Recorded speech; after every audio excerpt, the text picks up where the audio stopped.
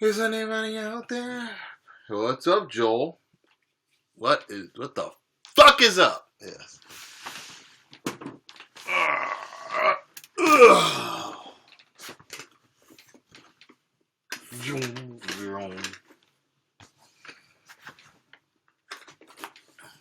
What's up, Jason?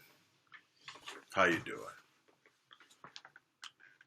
What's going on, Robert? Robert M. Alright, guys, so today I'm going to do live Q&A. Kind of. Live Q&A. I'm going to record some shit as well.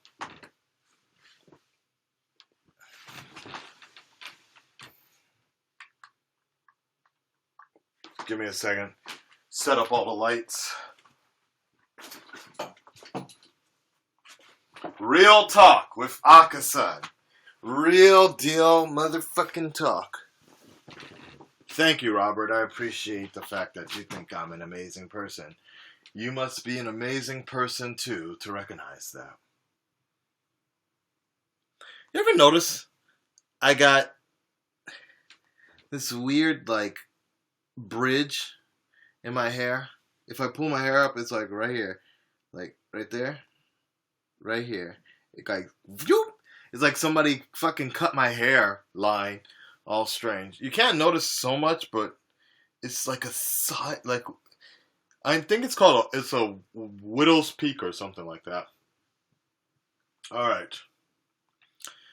So what we're going to be doing is my 100K Q&A, and I have questions on my channel. Let's take a look.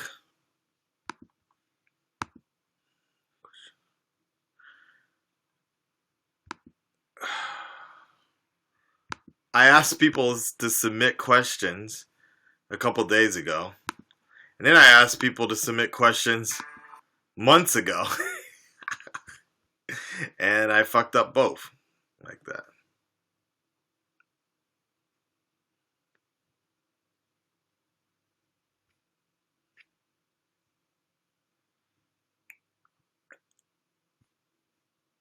I want the final thing.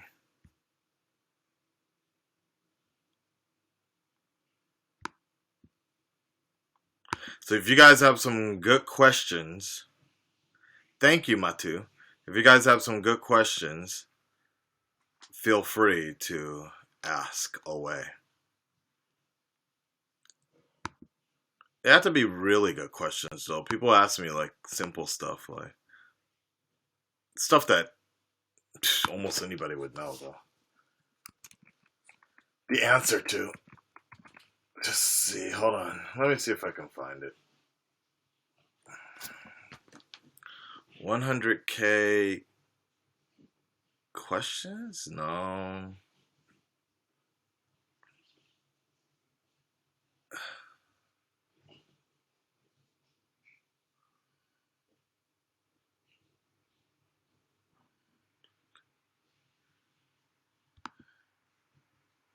Was this it? 銀行に行く銀行に行けない銀行に行く銀行に行けないでも大丈夫スマホでいつでもカード申し込むカードローンなら三井住友銀行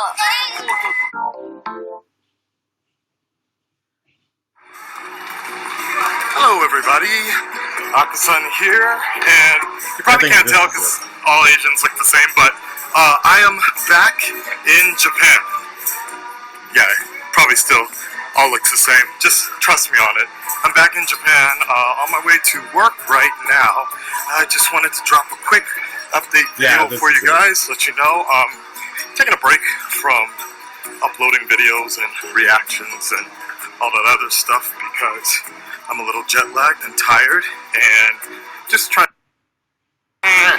Anyways, just I guess dropped a question in the comments. FL. little boy getting scolded right now. Oh shit! I forgot about that. He looked like he was about to go Super Saiyan on his mom. He's like, meh. Anyways, just cop the question. Wow. In the comments below, I think that's the easiest. I just really want some really thought-provoking ones, maybe. Alright, thought-provoking questions. Here you go. Okay. So, when the hell was that? That was the 15th of August. God damn, I'm late on this shit. My bad. Alright. Alright, okay. Alright. I don't know. I plan to come back to the U.S. fairly soon. Okay. Alright, so you guys got to think of some thought-provoking questions. Some of these are going to get long-winded, but,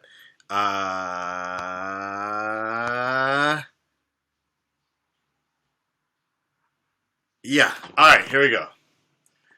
Happy birthday, Grimlock. That's what's up.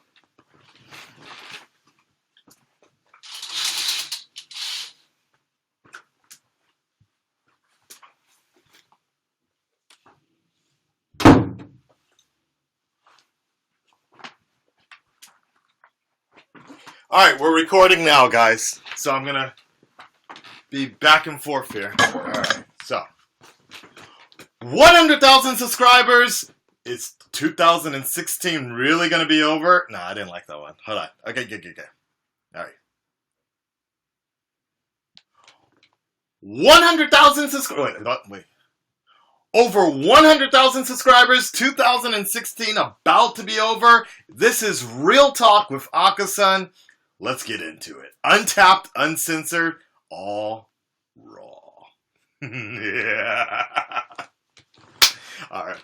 What's up, everybody? My name is Aka-san, and here is some Red Dreaded Entertainment. So I was going to make something a little bit special, but every time I try to do something a little bit special, editing gets delayed and so on and so forth. So we're going to just try to do this a little untapped, uncensored, raw, almost as uncut as I can make it. And originally this was to celebrate 100,000 subscribers back in August. But as you can tell, my schedule tends to be a bit busy, so I tend not to be able to get things done on time. Sumimasen, gomendasai. I'm sorry!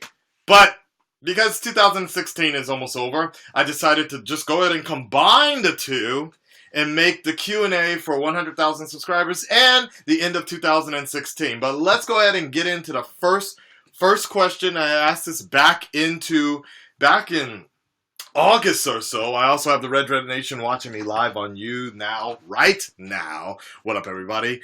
Let's see. Let's go with, first question is coming from YouNow here. And this is from Robert M. And he's like, what's the hardest moment being a YouTuber? The hardest moment being a YouTuber, I can't speak for all YouTubers in general, and I don't really know what if I were to put it to a moment, I think the hardest moment in general for YouTubers, and just speaking for myself as well, is that moment where you come across the point of creativity and time. Like, there's always this kind of creativity, content, and time. Like, there always is this kind of like big challenge where sometimes you need to sacrifice one for the other. This is the way it always works. Like, putting out at least particularly for me, I know that I could put out this video a little bit faster, but then sometimes I'm like, oh my god, that would be awesome if I did a little sync with the music and I had the flash running across or whatever, but then that costs me about 1 hour or more depending upon how much the content, how creative that video gets, or how long it takes me to search for a certain one sound effect like that, like the jingle bell thing or something like that. So I think that's the hardest part of things go, like, for me, that moment where I sit there and it's already 1 a.m. in the morning. I'm just like, do I really want to go this far? Do I really want to do it? And sometimes I just say to myself, dude, just put sometimes I have to sacrifice it and just be like, you know what? You're already late on this video. Just put it out, because there's a certain time zone for me anyways, like there's two main time zones where I upload, the time periods that I upload, and that's at 12 o'clock in the morning. Sorry, anywhere from 10 to 12, 10 p.m. to 12 a.m. at night. Or that's usually my prime time to upload because I usually have all the videos ready to go. Or 8:30 in the morning. That's it. 8:30 in the morning, my time, because that basically translates to early morning for New York, and Los Angeles wakes up to it. Or 8:30 my time is usually around 6 o'clock or so evening time for the East Coast, and everybody gets into it. Even right now, I could upload it, but I lose I would say 60% of my views don't come in immediately, and sometimes it just gets lost in a shuffle. So that is kind of the way it works here. Here's one question. This one I thought was probably pretty good from Dragon Wolf Entertainment. By the way, I did have a cake that I was going to eat, but it was made back in July, and I froze it, and I froze it all up until like yesterday, but then my girl threw out my cake, so I couldn't eat it for you guys live here. Sorry. Probably safer in the long run, right? A 4-month-old cake. All right, here we are. So next one, a question for Akasan. As your channel moves into this next level, do you see a more narrowed focus on certain content, or do you intend to diversify more as you move forward?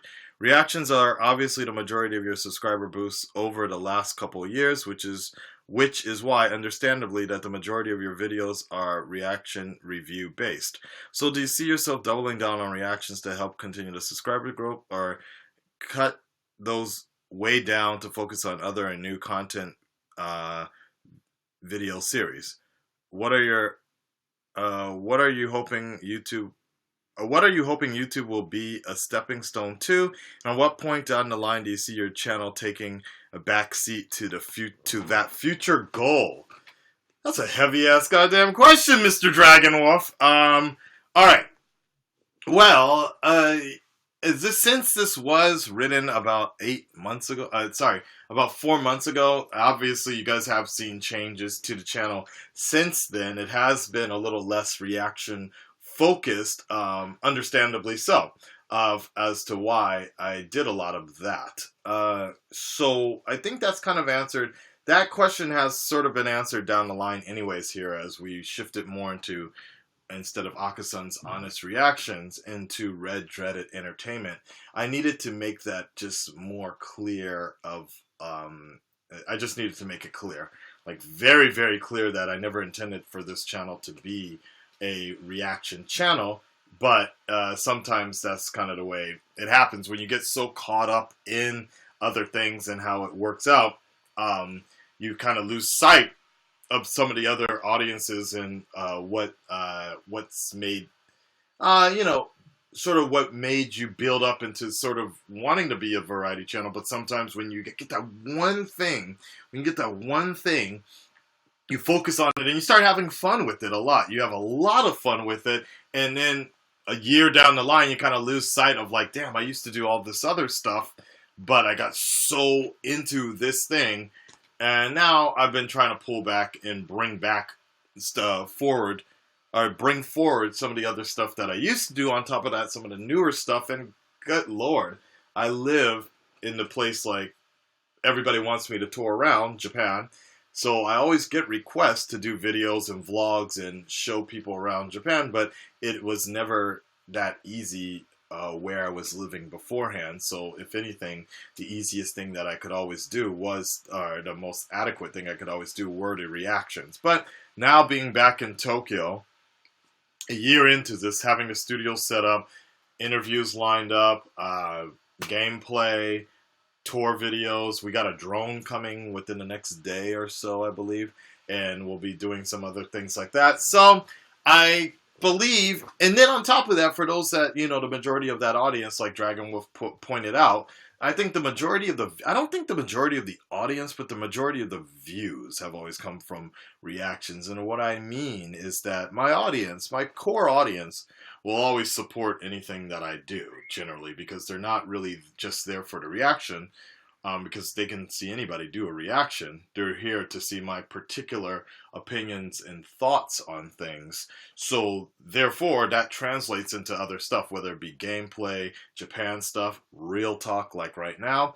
And I feel very strong about that with the Red Dreaded Nation, knowing that I can kind of diversify or go into anything. And I'm always going to have that core 10% that will follow me into that and help me push whatever I want to do. Before reactions, I had a pretty fair, strong following with J-vlogging, and people were like helping me out. And sometimes I do miss those days because the J-vlogging fandom was a little more dedicated, I suppose, because they would vicariously live through Japan, in Japan through you.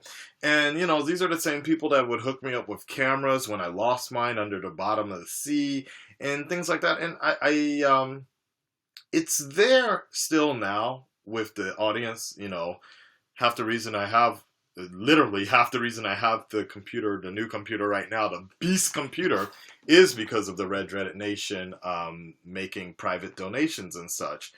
But it's just, I think it's a little, just a little bit different now. That's all. The vicariously situation is a little different, and now it's shifted more into people that like to talk about comics and like to really get into heavy commentary, stuff like that. So, in terms of the stepping stone situation, oh, and the other thing I was going to point out was the reaction situation. Well, now that's what Red Dreaded Reaction channel is for. Kind of going into what the newer reaction channels have kind of created, this genre that it kind of started, and shifting into that gear. So if people want that kind of stuff, they can get it from me, just not here, not on this channel, because that's not what I wanted this channel to ever be about, and that's not what I ever wanted to be associated with, that sort of style. The idea, the world, the image that, you know, myself, Tyrone, Gator, Greg, like that kind of world we started, or that we got really big and hyped up off of, is gone. I mean, that community is gone. That reaction, the original like reactor verse, that sort of stuff, that it's gone. It's changed. It's different. I mean, there's still the Reactor League, Reactors League, or so I feel. And there's still that fandom core audience of reaction channels, or of reaction videos, that not doing anything and everything. But unfortunately, the attitude and the reputation of the way things are, the way all reaction videos or channels are looked at, has been tainted by many situations, many factors. And so, you know, we can never really go back to that kind of feel, but all we can do is really look forward and still try to keep that core.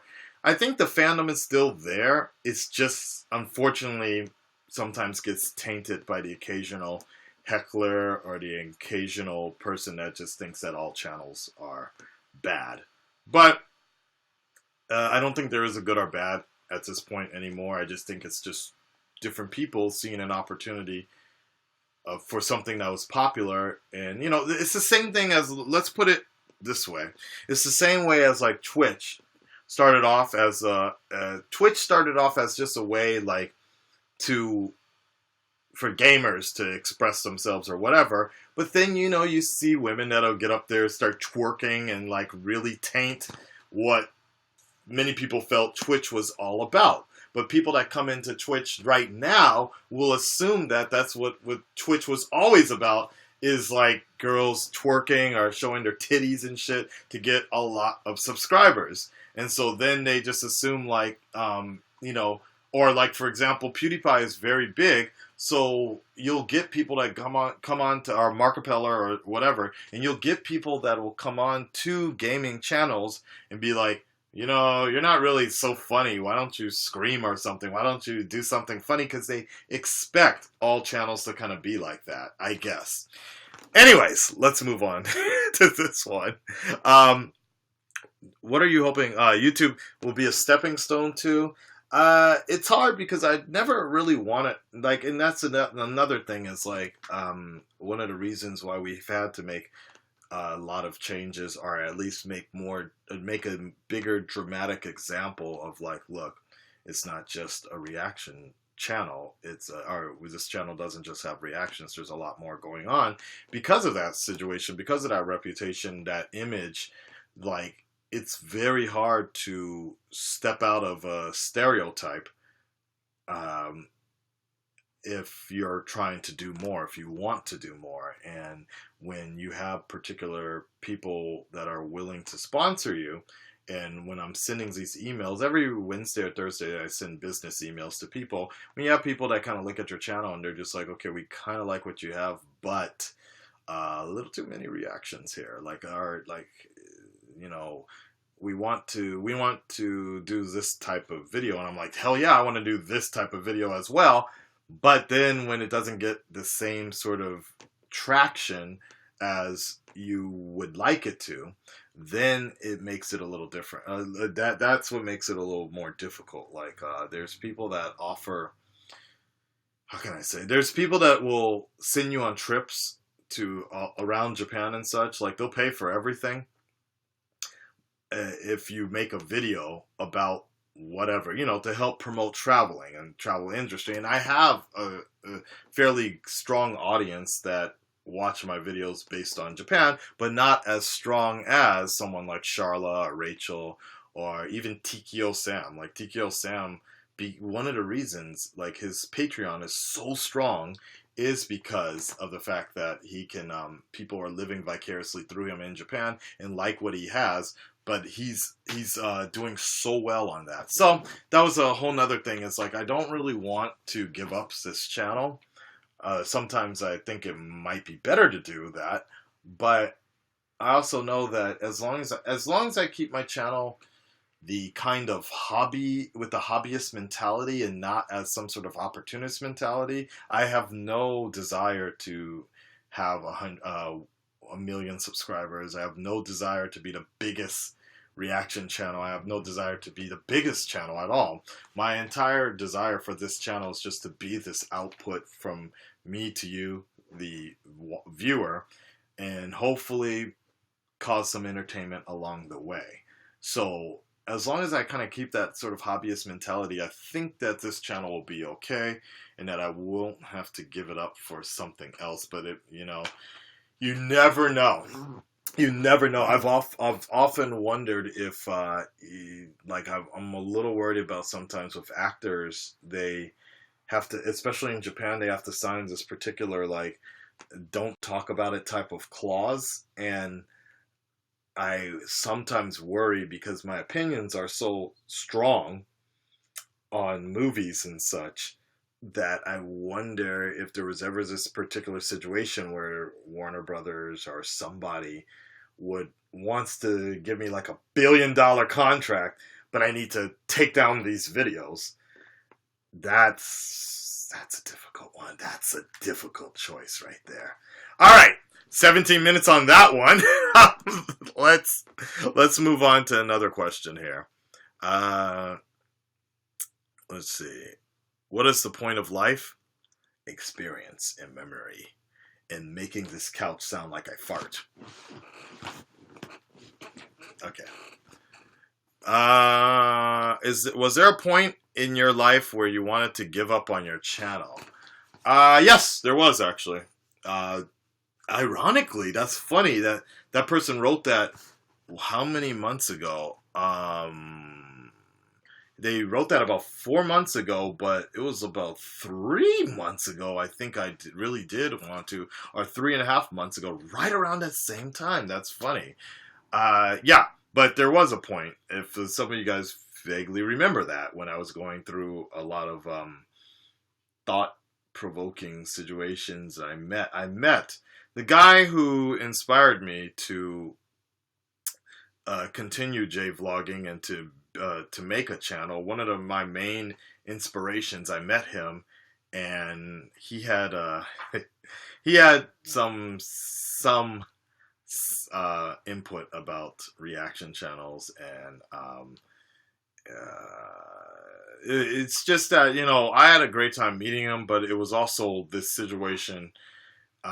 It kind of sucked to kind of hear, like, and I guess sometimes you get this as well as like on your, like, even on my Facebook, it kind of sucks to kind of hear like your friends like dissing and talking shit about the same stuff that makes you financially able to hang out with them.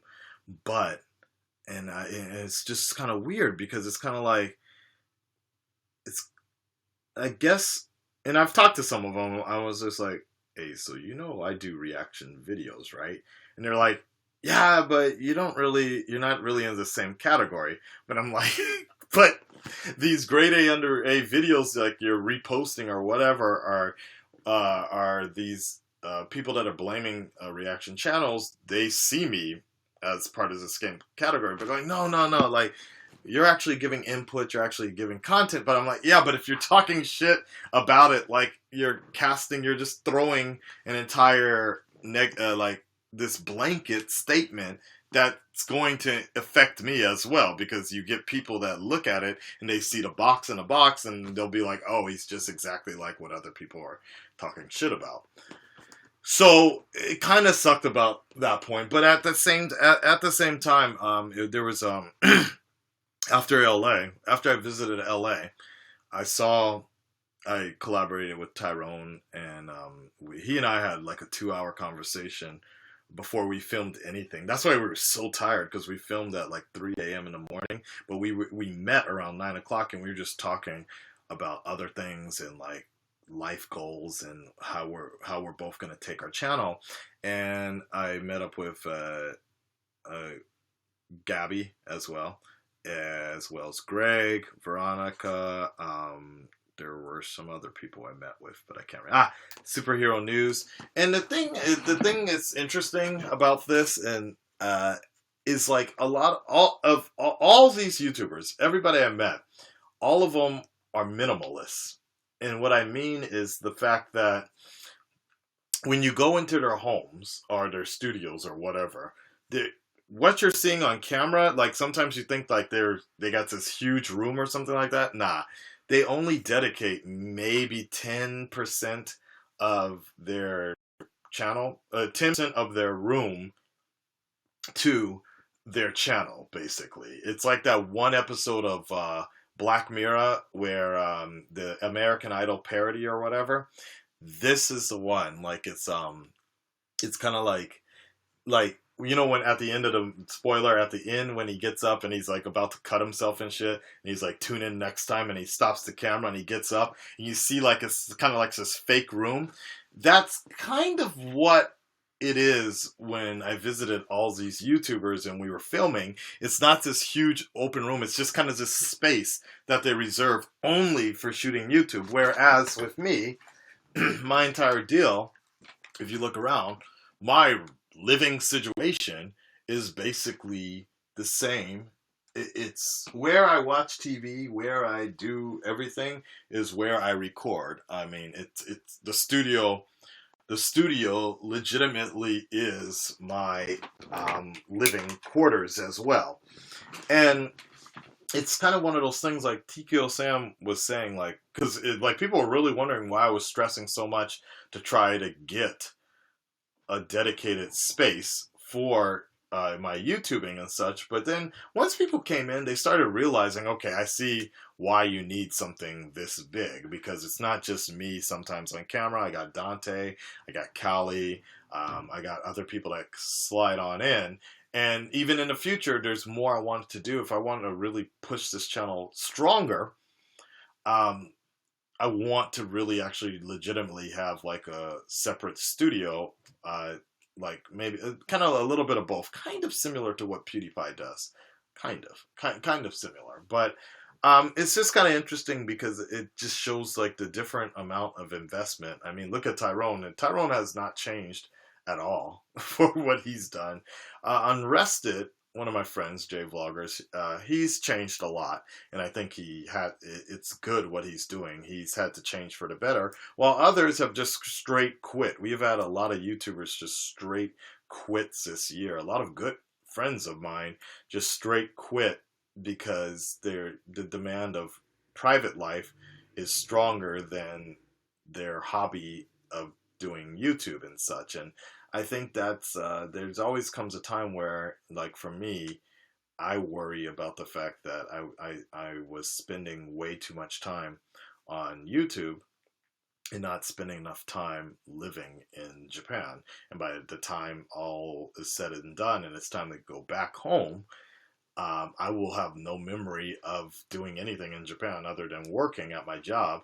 And all my memories will be of editing, and more editing here in this very room. So there was times when I thought about just that was it. I was like, I surpassed everyone that inspired me. All my mentors of YouTube, I've already surpassed in subscribers and in views. So I just felt like there wasn't much left anymore because, like I said, I have no goal to get 1 million subscribers or be a top reaction channel. Like if that was the case, then I'd be doing things a lot differently. I'd move back to America so I can be on top of things in terms of time cycles and all that. But I've never. I would keep my videos a lot shorter on top of that, and react to anything and everything. But that's never been a goal of mine. So it was kind of a thing of like, when does this hobby type of channel, when does this sort of part-time hobby type passionate channel conflict with what I'm trying to do here in Japan, voiceover stuff, some other investments that I'm making that I can't really talk about right now.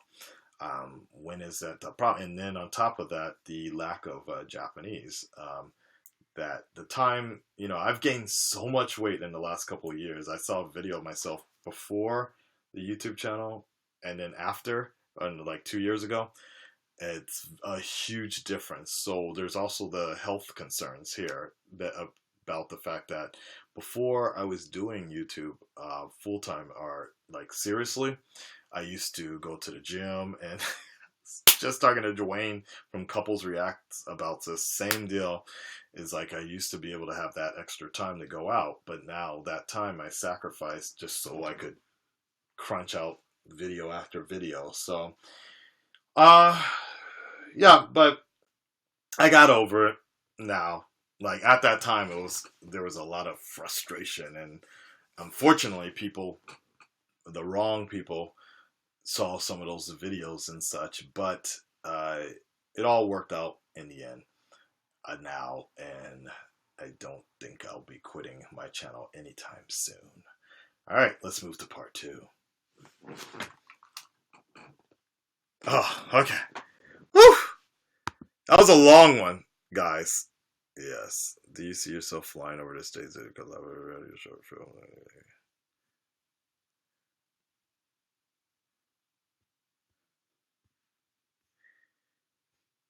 All right, give me a second, guys. Let's do the next one.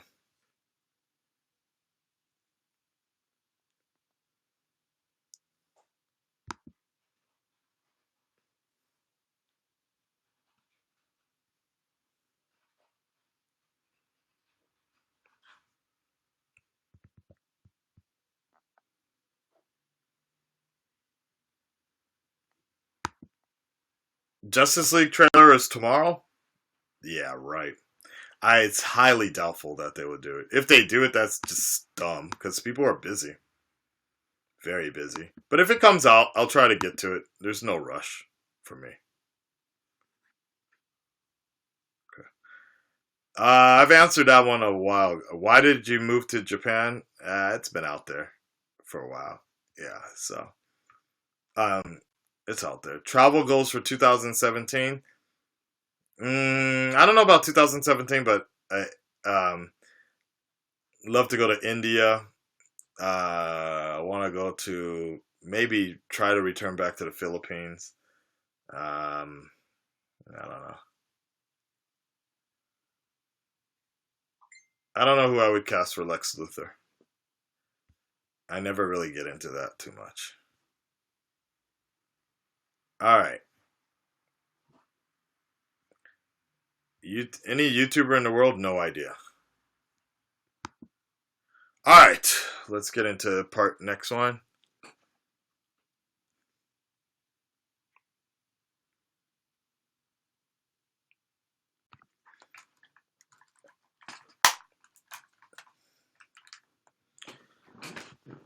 All right, fairly long one. Let's get into part 2 here. Let's rapid fire some of these. This one's from William. Do you have any children or do you want any? No, I don't, as far as I know. And yeah, definitely within the foreseeable future. Are you straight, gay, bisexual? Why would you ask that? Straight. What is your employment status? Full time. What type of women do you like? I like. I don't know how to explain it for you guys, but garu, kind of like garu, like You know what? Just search cyber Japan dancers. Pick any of one of them. That's fine. That's my type. Or Kodakumi. You know what that's all about, right? You know, big ass titties. You know. Anyways, let's go ahead. Are you? What is your no? Have you experienced personal racism in Japan?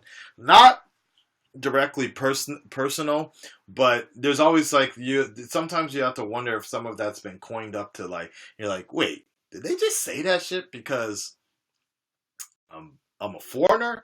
Or did they say that shit because I didn't understand? Or did they say that shit because I'm black? Like it's a little bit difficult out here to tell which one is which. Like in terms of like, did you get this racism because of yeah, you guys know what I'm talking about, right? Did you guys get this racism because of you're a foreigner, or did you get it because you're black? So it's hard to tell. But nothing strong. Black Lives Matters. There's a Black Lives Matter out here issue, but it's not as strong as you would think. It's people that are generally just doing the positive point of Black Lives Matter and protesting for the people back home in America. So there's sometimes like crowds and protests and marches just to let people know what's going on back home in America. Do you stay up to date with current events in the USA? Yes, I do actually. I read the paper almost every day, and I check online news definitely every day. So I'm up to date on a lot of things. But yeah. Why do you feel that you have to upload a video 2 in the morning? I don't know, probably time difference. What is it that you could do in Japan that you couldn't do in the USA? That's a good question. Fuck some nice yellow bitch. I'm just kidding.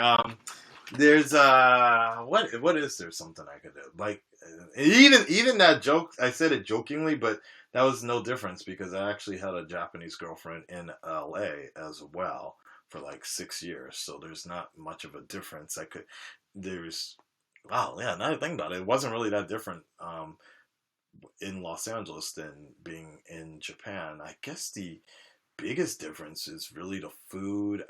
It's more peaceful, I suppose. I can't drive. That kind of sucks. And everything's really expensive out here. So, what is the big difference? Or what is the big benefit? I don't know. That's a very good question. What is it? I guess there is some form or fashion of a peace of mind, I suppose. And I guess the other thing sometimes is like, since I'm able to actually meet people a particular, like an easier way for some reason. Like what I mean is like celebrities, YouTubers, famous people, we're all able to kind of meet a little bit easier. Like for example, The Walking Dead, the cast of The Walking Dead was out here the last couple of days, and they're still out here. And if I really wanted to pull strings or whatever, if I really wanted to, there's a much easier chance of me able to hang out with them and meet them here in Tokyo because it's less static than if I tried to do something like that at San Diego Comic Con. You see the difference, for example, and then like someone like even Dante, who's like the number one commercial guy in Japan. Meeting him in the States would have been a little more difficult, but because we both have the same sort of interests and we're both kind of similar sort of situations, we were able to collaborate and become good friends. So I couldn't really have done that in America probably. So things like that. I think that's one of the big things. Where do I see myself 10 years from now? No goddamn idea. Hopefully still alive with some children. With a long red beard like Rob Zombie and shit, and a cane like Forrest Whitaker, fucking ghost dog. What would you do if they find you? Some shit like that, and doing a damn good thing, I guess. Alright, will you ever make a parody movie, mini movie about superheroes? I would love to do that. What inspired you to get red dreads in the first place? I used to have like a red afro, and then I had red braids, but it was really annoying to keep rebraiding every month or so, like Snoop Dogg. So then I just decided to lock them because it was just easier that way. All right. If you were able to get 3 superpowers or abilities from your favorite superheroes, what would they be and why? Man, I have no idea. I always wanted Spider-Man's powers, for sure. I would definitely like flight, and then I guess invincibility or something like that, just to make sure I don't die. Like that would be good. So that would be good. All right. Why do you live in Japan? Somebody replied back, "Hey, that's a really good and original question. I've never heard of that one before." All right.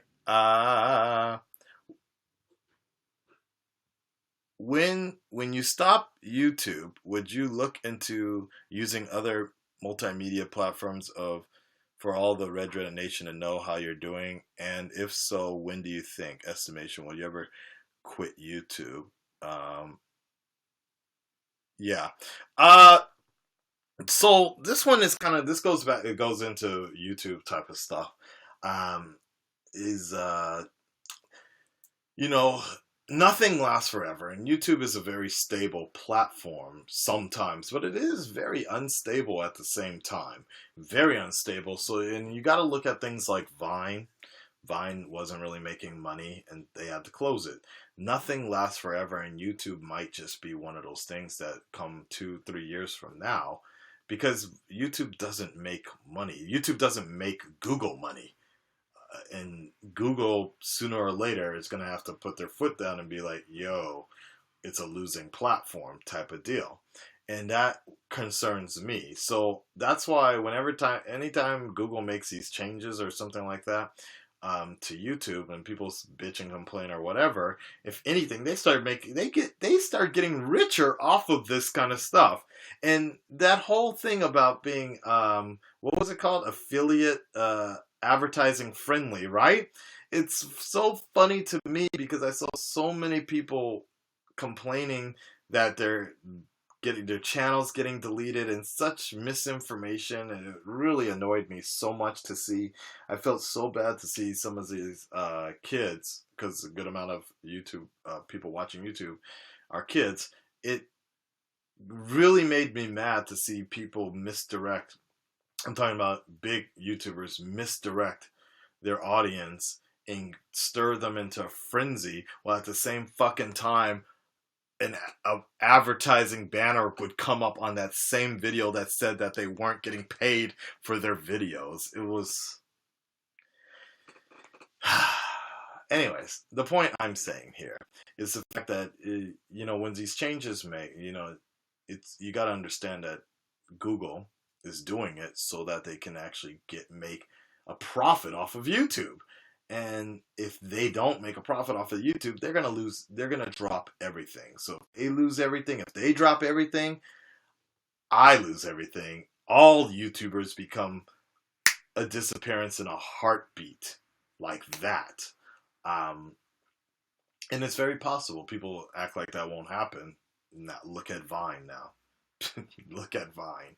So it is very important to try to keep like another portal or some sort of form or like something to like your own channel. I mean, I remember when we used to make websites that like, so I should really create a website, a hub, like even Jenna Marbles. She has jennamarbles.com. You know, I should make a website like that, and I've thought about that in the future. I know even with some of my friends that they do newsletters, and I've actually thought about doing a newsletter because that would be kind of a cool way to just talk to people outside of YouTube like that.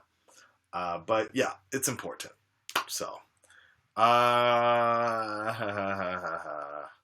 no Batman v Superman joke. What was the happiest moment in my life and the worst? Probably both in the same. What inspired you to begin reacting, or did it come by itself? This came by myself. Or who inspired you to begin reacting? What? No, nobody, actually. I was just recording my reactions as a time capsule for my friends, and I would share them to my fans. Go watch. There's so many videos where I talk about that already. The beginning and the end of the reactor verse. That's a good video, I believe. But yeah, I didn't do it for anybody, and then I was very surprised that there were other people out there that were doing it as well. Gotta move to San Francisco. What did you want to do before YouTube? Well, I don't do the same thing I'm doing right now, but I originally came to Japan. Why did I like that? Now that's kind of fuzzy as well. Like I had this idea. Was I only wanted to stay in Japan for about 2 years or so, finish school, and then part-time be a DJ. Like I still have my turntables and everything buried somewhere around here, and play at the clubs at nighttime, fuck bitches, then go to school in the daytime, and that was that.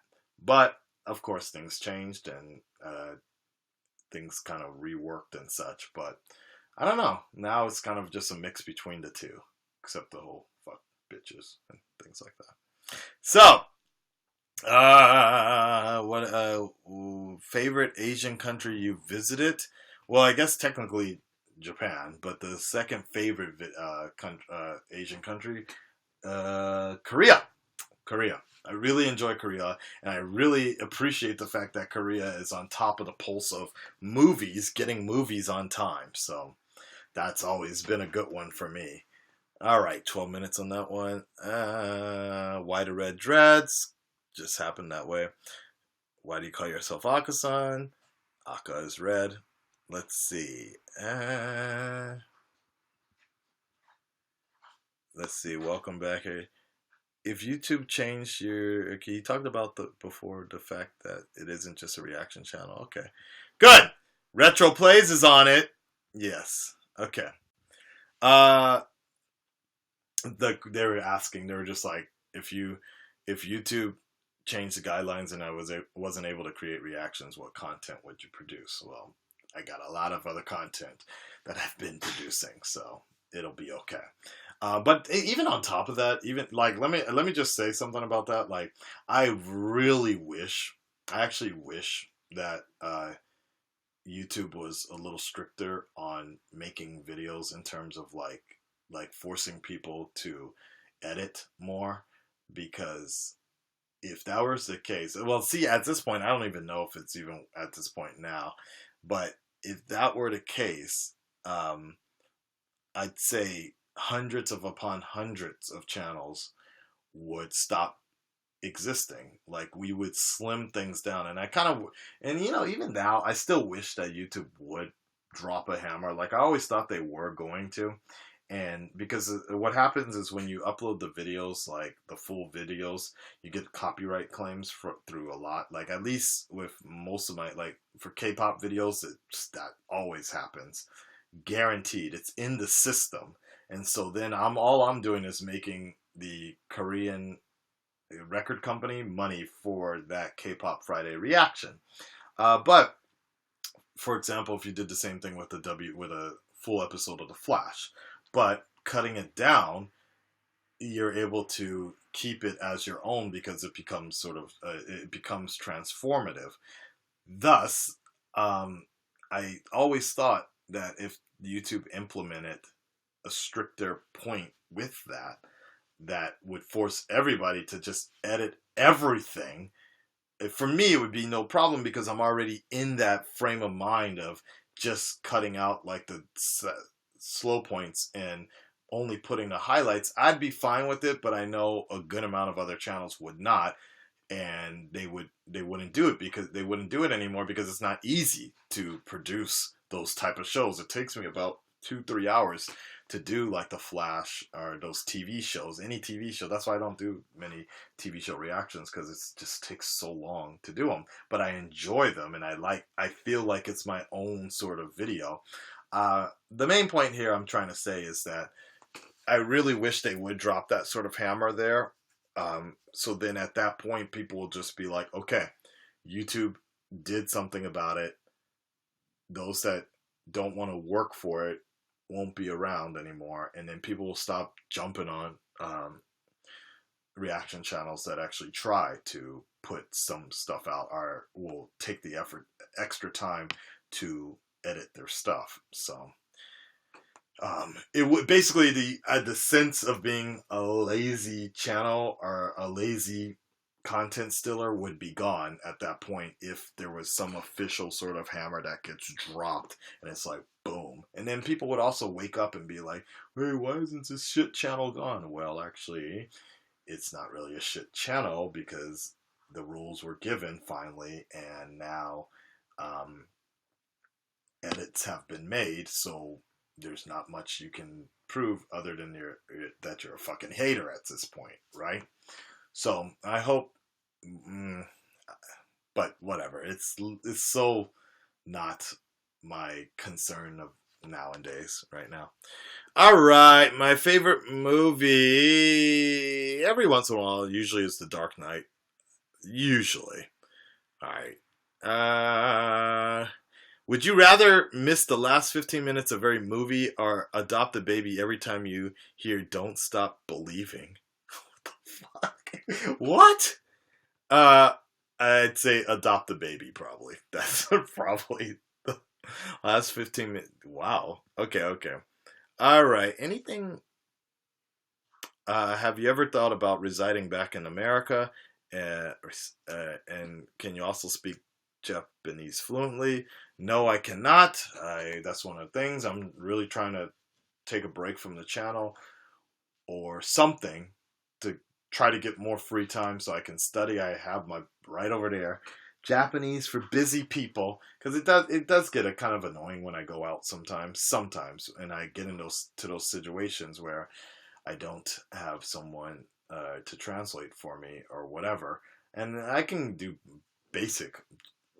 basic survival stuff on my own, but it'd be kind of interesting to it be nicer. Like, could you imagine if you're at if I'm at one of those celebrity events with Dante or something like that, and we get all the Cyber Japan girls show up, and they're all like, oh my god, Akasan, and they start speaking to me, blah, blah, blah, blah, blah. I'm just like, what did you say? Like that? Man. Or if I finally met up with my Oshima Yuko. The Oshiman is Japanese for the person you follow. If I finally met up, and I was so depressed because she showed up to the Walking Dead signing thing.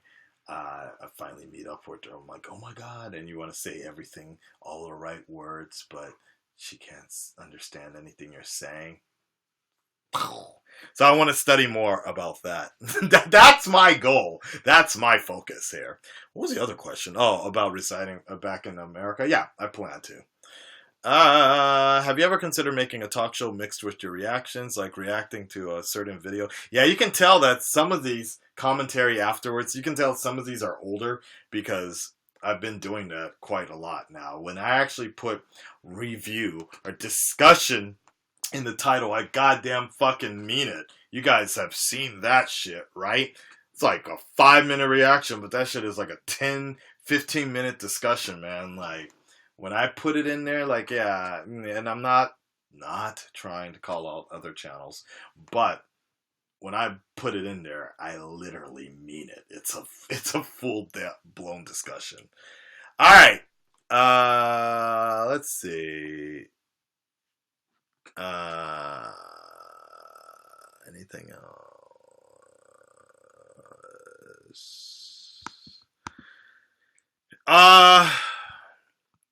Hey Akasan, I know you mentioned this in a previous video discussing Batman, I believe, about your study of philosophy and the like.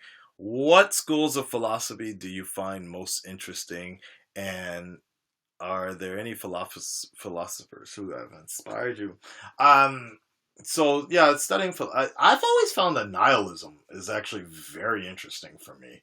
Like, it's this weird, not like this idea of not caring, but movement still is a creation of care. Like, you're moving towards somewhere, you're doing something, so that means you have some sort of desire for. And I always thought that there was the complexity of that was very weird with nihilistic behavior, and I always thought that was the interesting one. In terms of philosophers, I don't know if you would consider him a philosopher, but I've always liked the Dalai Lama. I've always enjoyed when I used to study philosophy. We would watch a lot of videos on him and tapes, and like just watching him, just hearing this kind of stuff he would say, like, he really made you believe a lot. And here's the interesting thing: there's a lot of people out there in this world that you're gonna meet that have a lot to say and a lot to do about many things, right? But they're always trying to sell you on themselves. You know, Donald Trump, Kanye, whatever. They're always trying to sell you on themselves. But what I've always felt was interesting about the Dalai Lama is he's just talking, and he sounds so inspirational, but he's never really selling himself. He's just selling an idea, in the purest idea of love and acceptance and compassion. And it's, I believe, I wish that more people would spend the time to be more compassionate about others, and more people would spend the time to listen to the other side of the world, or the opinions of what others think. So we spend so much, especially on YouTube and social media, especially YouTubers and social media-ish people, spend so much time trying to tear other people down, to look at other people, to roast them or critique them, or to talk shit like that. People spend so much time trying to bring other people down that, could you imagine what kind of world it would be if you would just spend more time promoting other people, I guess, or seeing the other side of things? But maybe that's not realistic. Maybe that's not the realistic expectation of humanity, I suppose. It's much easier to hate what you don't understand than to try to take the time to, because it takes a lot of time, believe me. It takes a lot of time to try to understand the other side of where people are coming from, because it's not easy. So it's much easier just to hate on them. Woof. Okay. Next one.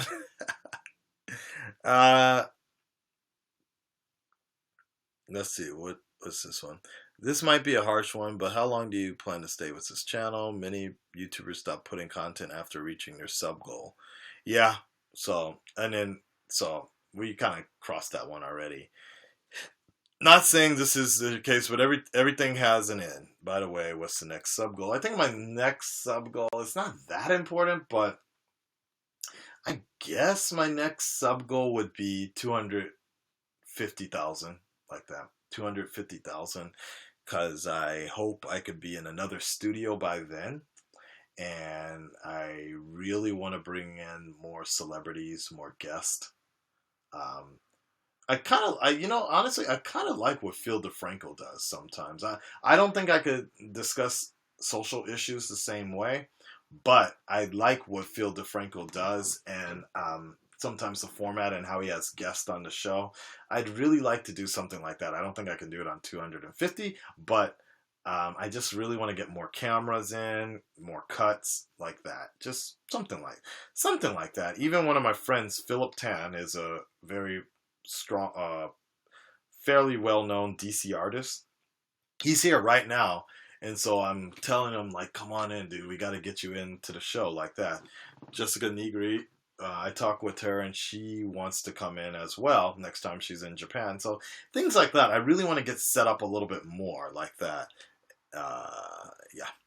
So, Christopher, Akazan, do you think nowadays the critics for any type of entertainment are more judging of a movie, comic, anime, manga by the story, and sometimes to forget to just judge everything in it?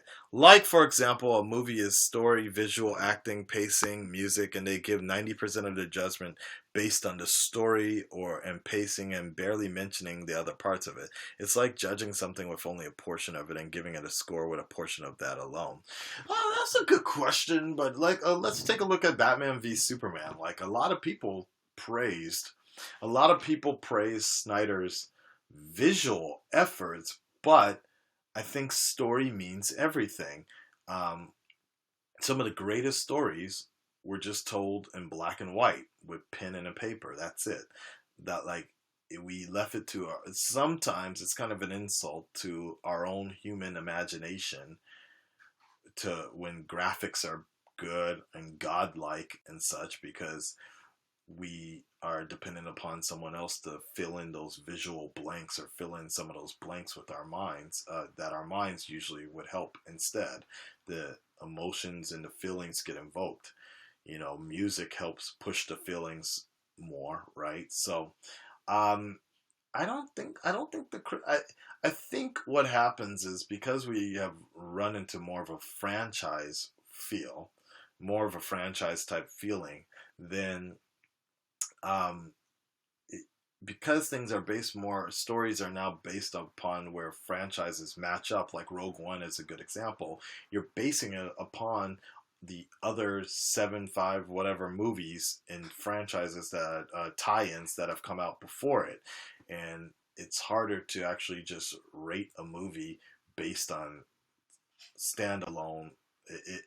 Standalone. Transformers is another example. Is that this is going to be the fifth movie, I think, fifth or sixth movie, and where you unfortunately compare it to all the previous movies. But that's also the reason people go to see that movie in the beginning. So I don't know if critics have become harsher, but I do think it's just something. Avatar is a good example. It's like, Avatar came out in a time when 3D wasn't being utilized that particular way, but even the story itself was still strong enough that you could get both one and the same. The Dark Knight's another good example. It's like there's minimal CG in there, but there's some stuff in there, but visually there's still the way Nolan's able to tell a story just with a camera and an IMAX. It's amazing. So I don't think I just think it becomes more. I think it just becomes more challenging, and studios really don't care about critical reception so much. They just want to push something out to make money, where directors generally want to make art. So, all right, where are we at on that one? That's about 28 minutes. Yeah, we got a lot of other questions. Okay, let's break on this one, and we'll be back with part 3.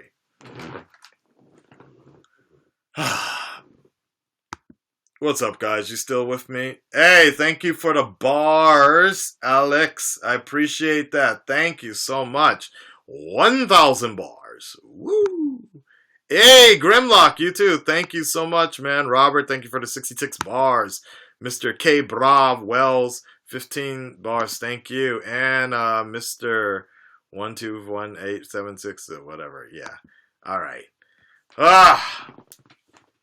Akasan's getting tired. I didn't know I was going to answer so many questions. All right. Okay. Let's continue. Woo. Hold on. You all right, babe? Yeah? Are you going to go? Or What? are you going to go out? I will. I need to do laundry first. Still? No. I need to put it outside.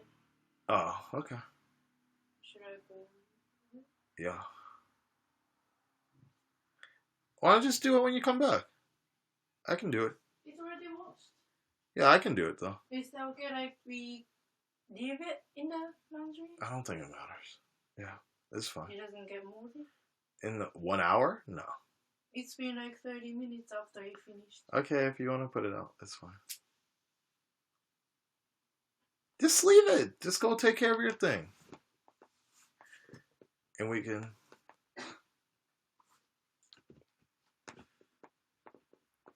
What's up, y'all? You see what I have to do with my creativity is being crushed. And I still need to do my hair today. Akasan's getting kind of tired. God. Alright. Let's get some they actually submitted a lot of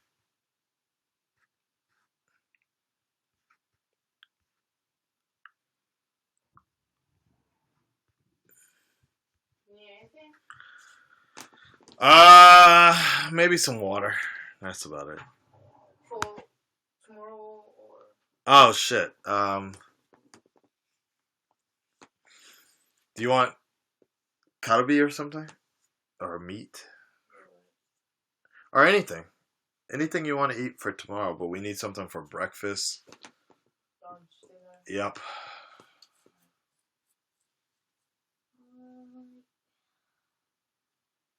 Or is it better if we go shopping together later tonight? If the supermarket is still open. Oh, do you think it might be closed tonight? Early? Earlier? Don't you think so? Yeah, maybe so.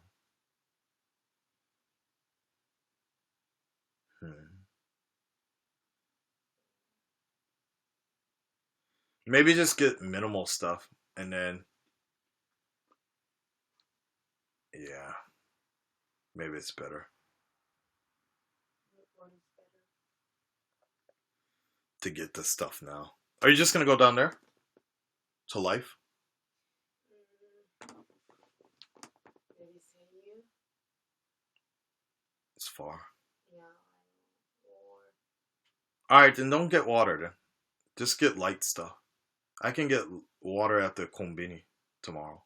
Or tonight. That's fine.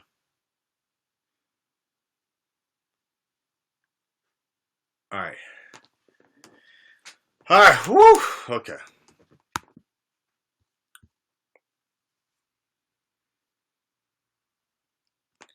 K-Bro, I appreciate that. Thank you for the 50 likes. Does your girl fight with you in Japanese? No. She does not. She never fights. Unless it's about food.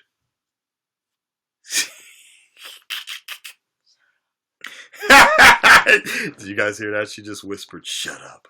Yeah. Yeah. Nah. She doesn't fight with me in Japanese because she knows I wouldn't understand what she says anyway, so there's no point. Oh my god, I'm sweating. Look at that. These questions were horrible. Look at that. God. Maybe you just took shower. I know, it's because I don't have the deodorant. Oh. I don't have the proper deodorant. I don't stink, but Damn, I was on the fucking hot seat. Okay. Gonna have to switch shirts. God damn.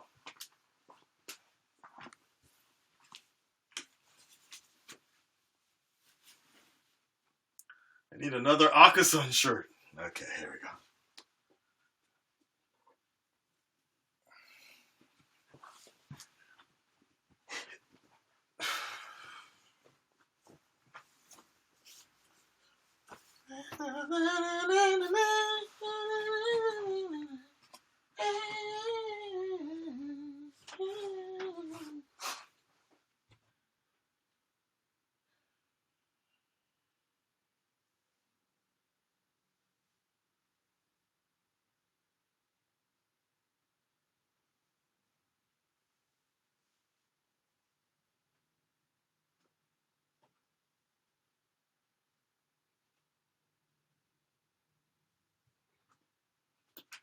Go ahead. Your shirt's inside out.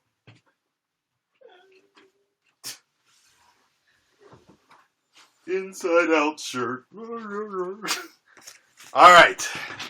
Next round of questions.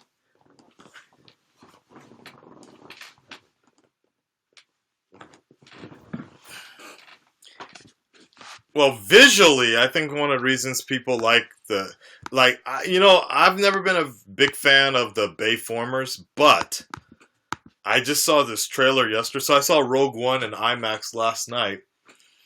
Her first time watching it, she started crying. we saw this one Japanese woman, her face. Do you remember her yesterday? Yeah. Her face was like.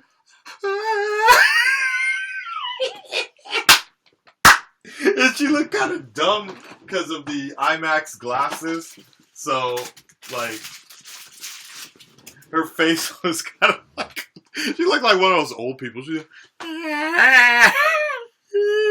She was crying the whole movie. Holy shit. I wonder what would happen if I use these IMAX glasses on my 4K television. Watching some porn. I'm gonna try that out with the Red Nation. Bye, babe. Okay. No, I didn't see the 5-minute that movie. Yeah. All right. Yeah, I would do autographs. I would send autographs to my fans. If you send me something, yeah, sure. No problem. All right, let's knock out some more of these questions here. What is Dwayne and Jazz doing? Damn, they dropped a bunch of videos recently. Okay.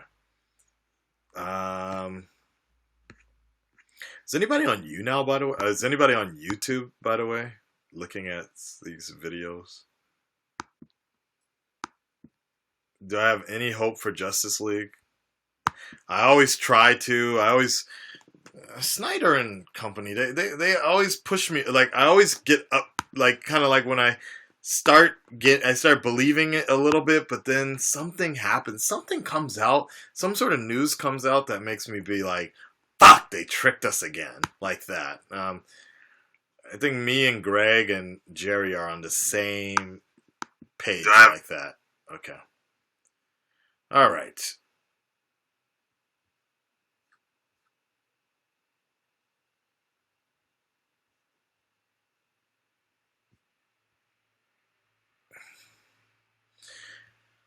Pop the bot. Pop the bot. All right. Somebody said, "Are you Chinese?" What the fuck? Okay.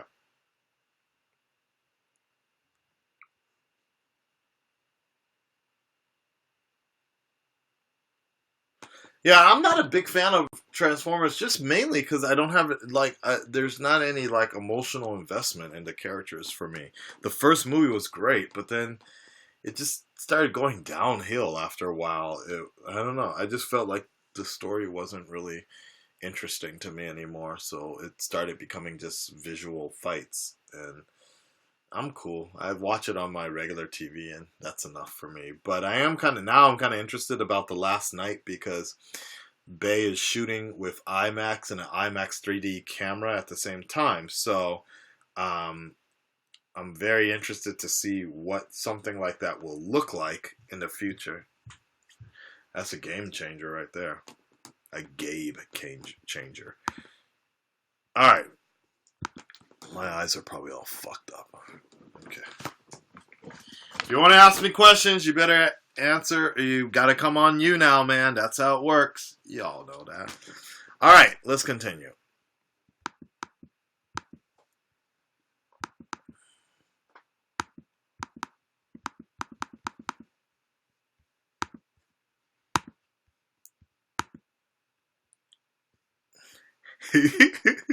They were drinking cubes.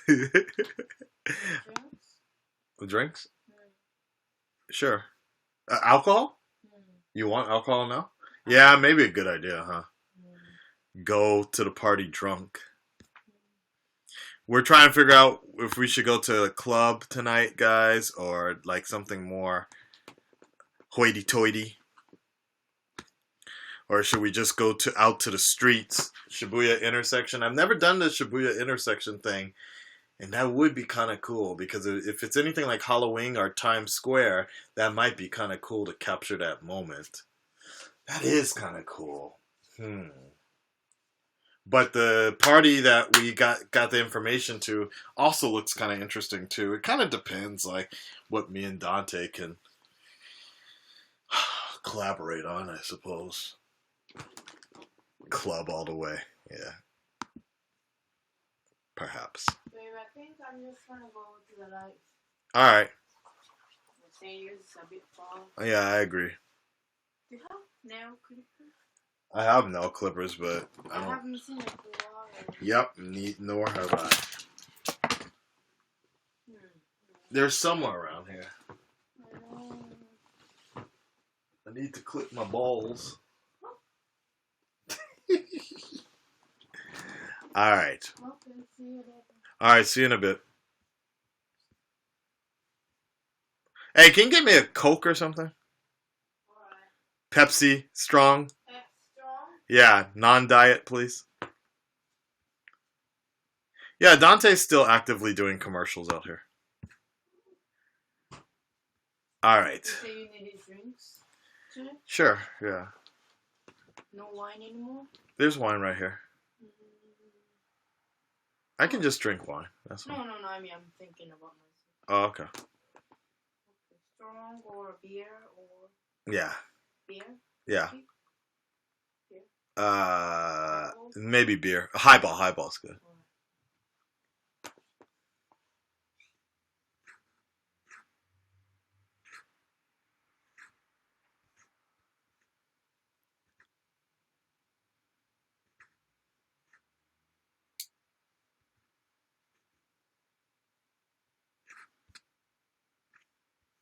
Damn. There's a lot of goddamn questions. I should not have wait.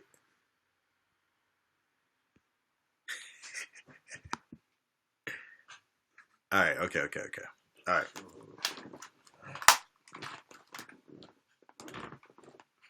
I hope people actually watch these videos, man. Because I notice people start asking the same damn questions all the time. I'm like, did you not watch the questions at all? I'll watch them. Alright. Okay, part 3. Let's continue down this list here. Do you prefer Asian women than all other races? No. I live in the moment. It's just when in Rome, eat Chinese, right? I guess. It doesn't really matter to me. It just depends on what area I'm living in. So, I live in Japan, so now I watch JAV. But if I go back to the States, then I'm back to Braziers. Anyways, what was it like meeting the Big Four in person? Meeting myself? I don't know. It was fine. But yeah, you were probably talking about Greg and Tyrone. Tyrone, it was fine. Tyrone and I, first time we met, but it was like we never, it's like we've always known each other or whatever. It was like no big difference or anything like that. He was actually smaller than I thought. Actually, like I was taller, and I was like, okay, you know what? If I actually hit that gym up a little bit, okay, it'd be all right. Greg was actually more fit than I thought, and it was actually worked out a lot more. He's been really taking care of himself. All right, bye. Sorry about that for the recording. But somebody went to go get drinks. It's New Year's Eve, and we're about to get fucked up. Greg was all good. Jerry was real cool to work with. All of them. It was cool to see, and like honestly, I hope in the near future that if there was ever a way, I would hope that we all could collaborate again to do something. Like there's got to be something, because watching those videos, and a lot of people have said this, outside of just doing reactions, we all have like these personalities that transfer really well when the three of us get together in a sense of like we all have this like, and I guess that's the big difference between why people never considered us, just like they would consider us reactors, but the channel wouldn't be a reaction channel basically.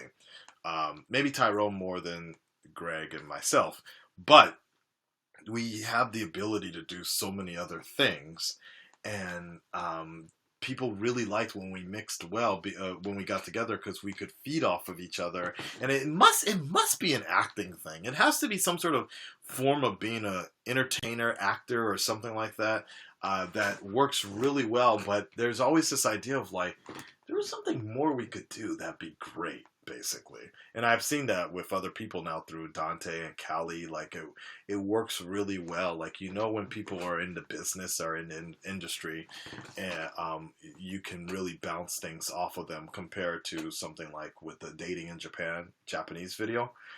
These are people that are just more regular people, so it's hard for them to pick up on cues and things like that. So, but it was cool. It was good to meet them and such. When I grow up, I want to react to things like you. Yeah, try to do a little more than that in life. Have you ever been to the strip clubs in Japan? Yeah, they're not necessarily called strip clubs. So they have them, as far as I heard. There's kind of like the more traditional ones, but I've never been to those. I've been to the more traditional type of fetish type bars or whatever in LA and in Japan, but it's a little different. That's a whole nother video. What was my childhood like? Sad. Let's see. What was the meaning behind your tattoo? Venom. We are Venom. Okay. Are you excited for Doctor Strange? Yeah, okay. What was the hardest scene or show to react and watch? Raka Raka. I think the Raka Raka stuff I didn't like. I really, because I've always had this dark, disgusting imagery of like babies just being born and being beaten, like used as pillows and shit. And when I saw something similar to that actually being created in a Raka Raka video, that shit was like a little too much for me. So, and I don't like seeing kids getting hurt. I don't like kids being mutilated and shit. So I didn't like that Scorpion, the Mortal Kombat thing. That was too much for me. So, yeah. Let's see. Why do you live in Japan? Yeah. What is your goal in life, Hakusan? Do you have a dream in the future? My main dream right now is just voice. I wanna establish more of a entertainment career in Japan. I want to try it out, see if it would be kind of cool to do something like that without compromising. Like, I don't want to cut my hair. I don't want to become like the stereotypical black in Japan. So I kind of want to try it out, but I also still want to do it on my terms, if that makes sense. So if anything, maybe voiceovers is just easier for me to do. If you could travel back in time 3 years before, what advice would you give your younger self? It's a good question, Joe B. Reactions. I think I know you actually from Reactor Mania a long time ago, Mr. Joe B. 3 years ago, talked to young Akasan. I'd come back in time. I'd be like, am I too early? Am I too early? Am I too soon? No! Tyrone! He's the king! No, I'm just kidding. I'd probably tell him to... That's a good question. You know what I'd probably tell... I don't want to say because I don't want to change anything, really. I'm fine. I'm satisfied. But if anything, maybe I'd probably tell him to create, if it makes things easier, to create a side channel instead, to move the reactions to a different channel, because it's kind of hard because now I have to play catch up. So something like that, because there was a time 3 years ago when people were like, I had this more core fandom of the J-vlogging, and I feel bad because I lost a lot of them because the reactions became too much for them, and it was, and I kind of missed that kind of group, because it was always really cool, because I felt like I always had people close to talk to about Japan and other things like that, and there were people that really were invested in watching these long videos and such. So so that kind of sucks. Like, I kind of wish I could do both, and I wish both audiences would be fine with both of them. So I don't know if there's something, maybe create a side channel for reactions way earlier. Maybe that's what I'd do. I don't know. I don't really reflect back on the past or something like that.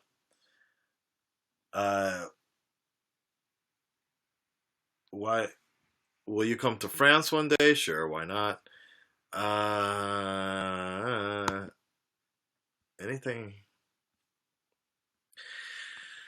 Do you see YouTube as potentially becoming a full-time career? Probably not, and there's a few reasons for that.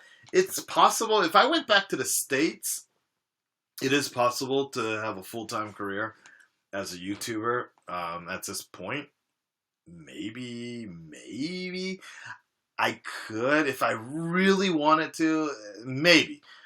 This month has been very strong, but December has always been very strong. Next month will be the big test of time. Like, it is cheaper to live in the States. It's possible. It's just not. But in Japan, no, I can't.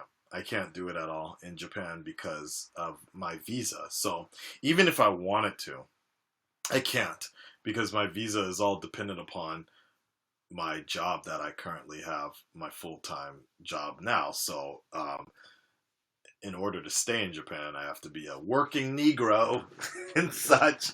So there's no way, and that was one of the reasons I was so stressed out months ago, because it was this issue of like, look, there's so much demand from the YouTube channel, but there's also this demand from my private life. One of these, I can't keep doing both of these forever, and one of them has to give. So which one do I want to do? Leave Japan, give up my visa, leave Japan, and go back to the States and do YouTube all day, but at that time have this image of just being a fucking, like, only a reaction channel. Like, that's gonna be the basis of, again, at this time, that's gonna be the basis of my complete life, my reputation. Like, hey, I just watch stuff all day and get paid for watching things. Like, nah, no. So that was one of those big stress situations. It's like, well, I don't want to give up the channel, and I don't want to give up Japan. So one of those, that's the big issue right now. Like, even people like with 3 times bigger amount of subscribers in Japan, they all have a job they have to keep. They all have a regular job they have to do, and when they come home, just edit all day. And it's hard, because especially J-vloggers, when the Vlogmas was coming, that was putting out a vlog every day, to do those shots, edit every day like that. Even Tikio Sam was talking to me in a private chat the other day, and he's like, dude, I don't know how the fuck you're able to put out videos, 3 or 4 videos every day like this, every day for years and years and still be able to, because he doesn't even have he has a minimal job right now. He has, because he's self-sponsored at this point. He has permanent residency, and he can, like, so he doesn't have to work as much. So he's like, how the fuck are you doing this with your job as well? All right. Next one. If you could go back 10 years, where do you think you would have been at this point compared to where you are? Same deal. All right.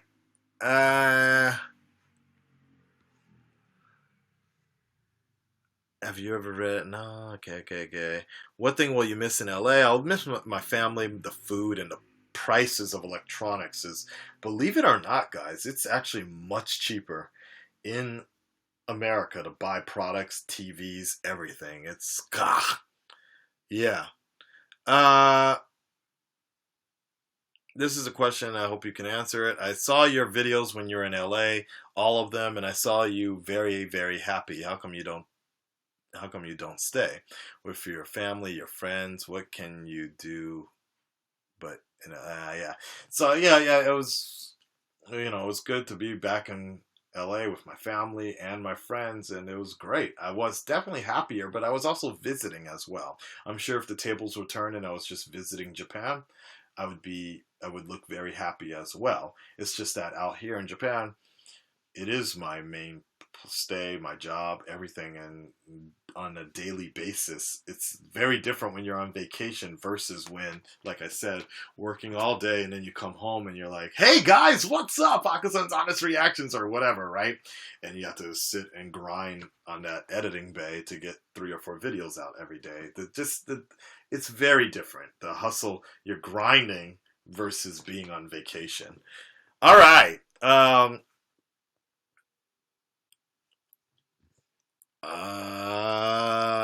Anime industry. How did I get back into the anime? How was I part of the anime industry? I used to publish manga in Los Angeles. I worked for a publishing company as well as I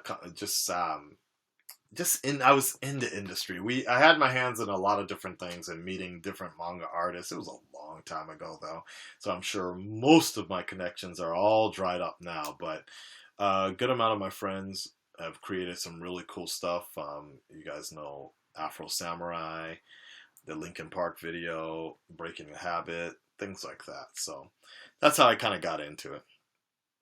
I have a question for the one and only Akasan, and my question is, how much as a YouTuber, a YouTube cheer, what? My question is, how much as a YouTube cheer changed since the first time you ever did YouTube, and now also what inspired you to start a YouTube channel? There wasn't any. YouTube has changed a lot. It's changed a lot, and I say overall for the better. People always complain about like channels changing, but or YouTube changing things up for the worse, and YouTube is going to hell. But nah, they always do that because you know what?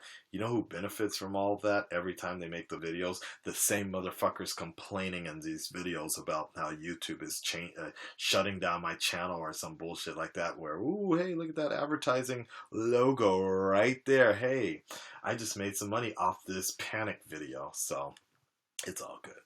And what inspired me to do my channel? The fact that I got banned from MySpace, so I needed some place to drop my videos.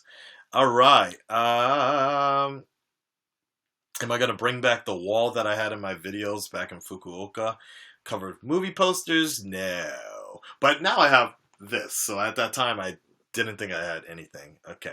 What first attracted you to following comic book characters and such love and enthusiasm? What about those heroes like Batman, Superman that makes you stick with them through their many incarnations across all mediums? I think it's just the relatability. I'm not a big fan of Superman, though I have seen some awesome versions of Superman that have been done. But with Batman, it's just the relatability that I've always liked about him, and like I could actually really see myself in that same sort of idea of chasing long lost rare blue flowers in the a rare blue flower in the Himalayas and such. I always just like that story, and I've always liked the Bruce Wayne's rage about. No, I don't like using the rage one because that's too Frank Millerish. But Bruce Wayne's desire and passion to become more and be stronger, and yeah, this kind of like that. I think people see that same thing with Spider-Man. He's the everyday man type of deal, but his fantastic, spectacular powers, but just everyday type of appeal. All right. Next, T Jizzle.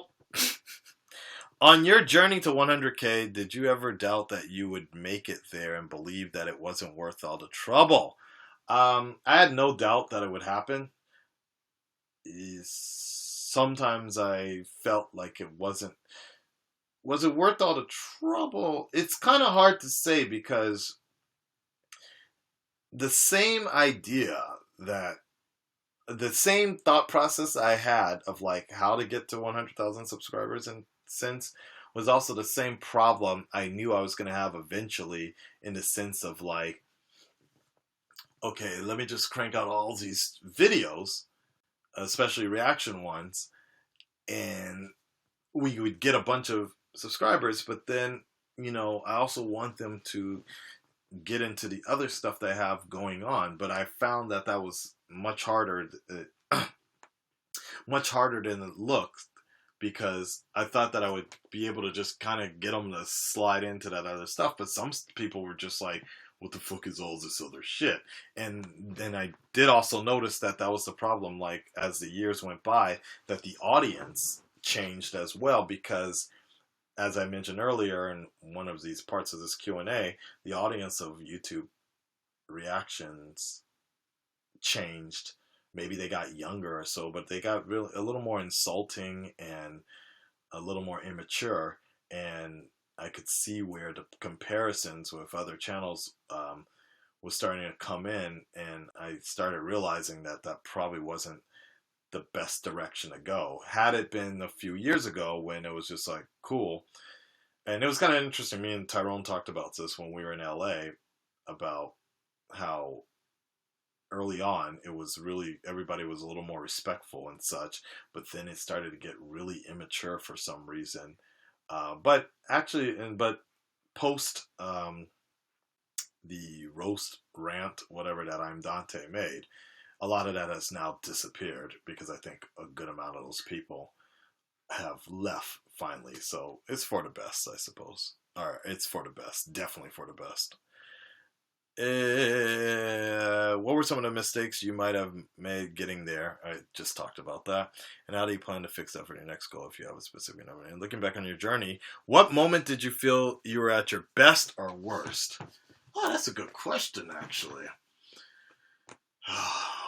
At my best? When was I at my best, and when was I at my worst? So I was definitely at my worst when I was in Fukuoka, right before the big announcement. When I was definitely at my worst back then, because I wasn't sure how I was going, because it was really frustrating, because what I wanted to do for my channel wasn't what other people, it seemed like other people like would see. Like for example, every once in a while you'll see, like early on I was doing these dope intros and putting a lot of time into them, especially the Batman v Superman Arrow-ish type parody ones, and the core fans got it. They were just like, dude, this is fucking awesome. But then you would see other people come around and be like, ooh, these freaking cringy intros like that. And it was kind of annoying to see it, like, that early on people complain about the intros, or people complain about the length of the videos. I think that's the biggest fucking word, please. The biggest fucking hypocritical point here is that at the time, people would talk about how long my videos were, but now It's like, and like older fans, people they were like, dude, he's actually adding content. He's actually reviewing and discussing things. But now that seems like that's what everybody wants to do now. And that's why I've never worried about the algorithm of YouTube changing. Like everybody's freaking out because they're getting less views, but I actually went up in views because people always expected that of me, to have these long discussions and such.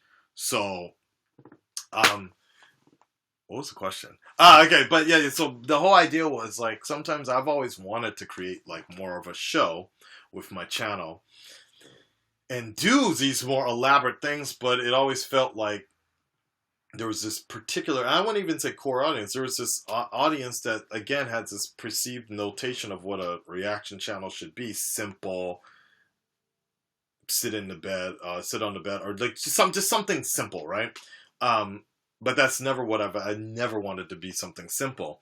And that was kind of annoying because I knew what direction I was going to go. What direction I've always wanted to be was make this TV show environment. But I didn't like the fact that people were trying to box me into this category of what other people were going to be. Like, oh, you'll never get to 100,000 subscribers like such and such or such and such. Like, right? I'm like, but that was never the point. I never wanted to be that type of channel. This is the direction I'm going. The best, I'd say now.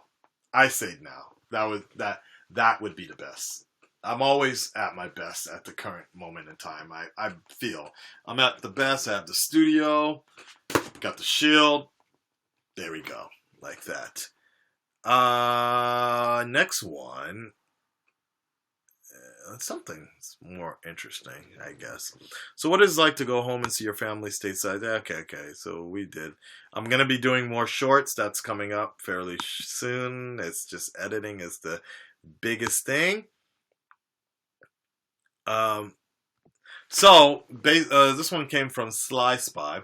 You got to collab and meet quite a few people when you got to California. Alyssa, Dan, Cyber, Greg, Tyrone, Jabby, and you. Just off the top of my head were a few of them. My question is, when meeting some of these guys, what were your expectations of what it would be like to interact with them? How much did that differ in person in a negative way? Okay, did you feel you went? Okay. Yeah, in short, basically, I didn't know what to expect when I met any of these people. Except for Tyrone. I kind of knew what to expect with Tyrone. It was very simple, like really simple with Tyrone. Greg was, I knew I had to be kind of prepared for the unexpected and such. And everybody else was just, Jabby was a little more serious than I thought. That was interesting to meet with him, like a little more serious than I had thought he'd be. Adam was pretty much as is. And shout outs to Adam, like, by the way, Adam from Superhero News, shout outs to that dude, because for the Suicide review that we did, we met in Hollywood, Man's Chinese Theater, and we are, I don't know what it's called now, THC or some shit like that. We saw the movie, and then we drove to his studio in Glendale area, and we filmed and did the review, and it was like 2 a.m. in the morning, and then he then drove me back right across the, like, if you live in LA, you know this was a distance. He drove me from Glendale to Culver City area where I was staying, and then drove back home after that. That shit, whew! Shout out to Adam for getting all that done. We were tired, but we wanted that review up ASAP. And then I edited my part after that. So, let's moving on. DC, okay. Is it easy for me to make reaction videos? Not really. Hopefully it'll get much easier. It takes me about, currently on my, and that was another thing. Remember early on in these part questions about time versus creativity and such? Yeah. The reaction videos generally take about anywhere from 1 to 2 hours each video to make. If it's very, very simple, which I don't like making those type of videos usually, it takes about 30 minutes or so, but hopefully with the new computer a lot of that will change. But those Flash TV shows take like 4 or 5 hours total. It's yeah. Where do you see yourself if you weren't a YouTuber? Probably a musician or something like that, or doing more voiceover stuff, or more voiceover work. Nice.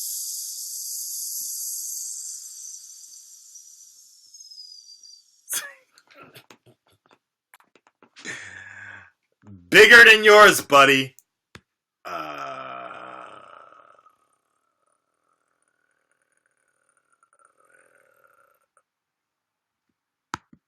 Just going through a few of them. Hey Akasan, I was wondering if you ever consider moving forward with learning other languages outside of Japan and Japanese and English. Would you do something involving skits or maybe more promotional advertising or commercials or products that have your name on them? Yes, and more yes. I would. Languages, no, because I'm still like Japanese is fucking hard enough. But the other stuff, yeah, there's other things there's other things I'm working on that I think you guys will be very proud of me if we can ever get some of this off the ground. Okay. Next one.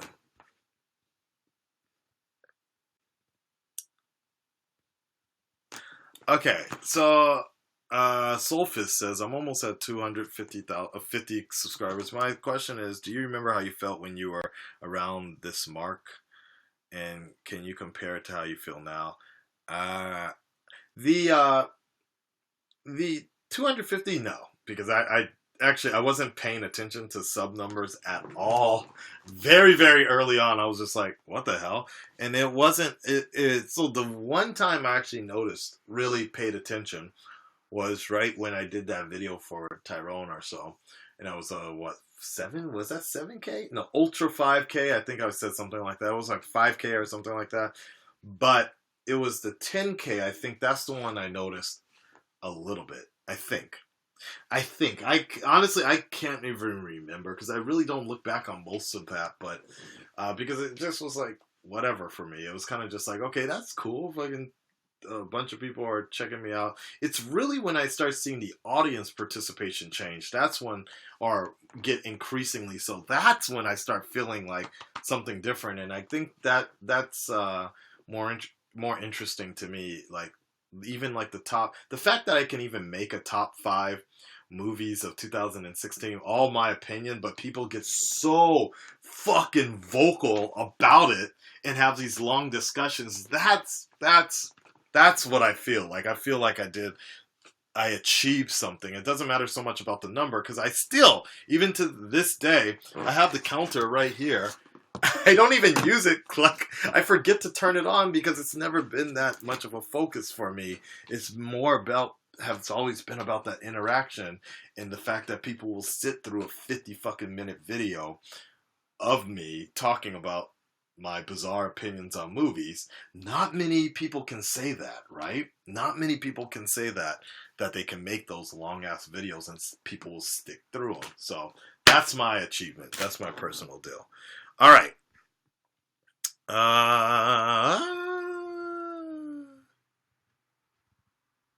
What are you going to do to make your channel more than just a reaction channel? Got it.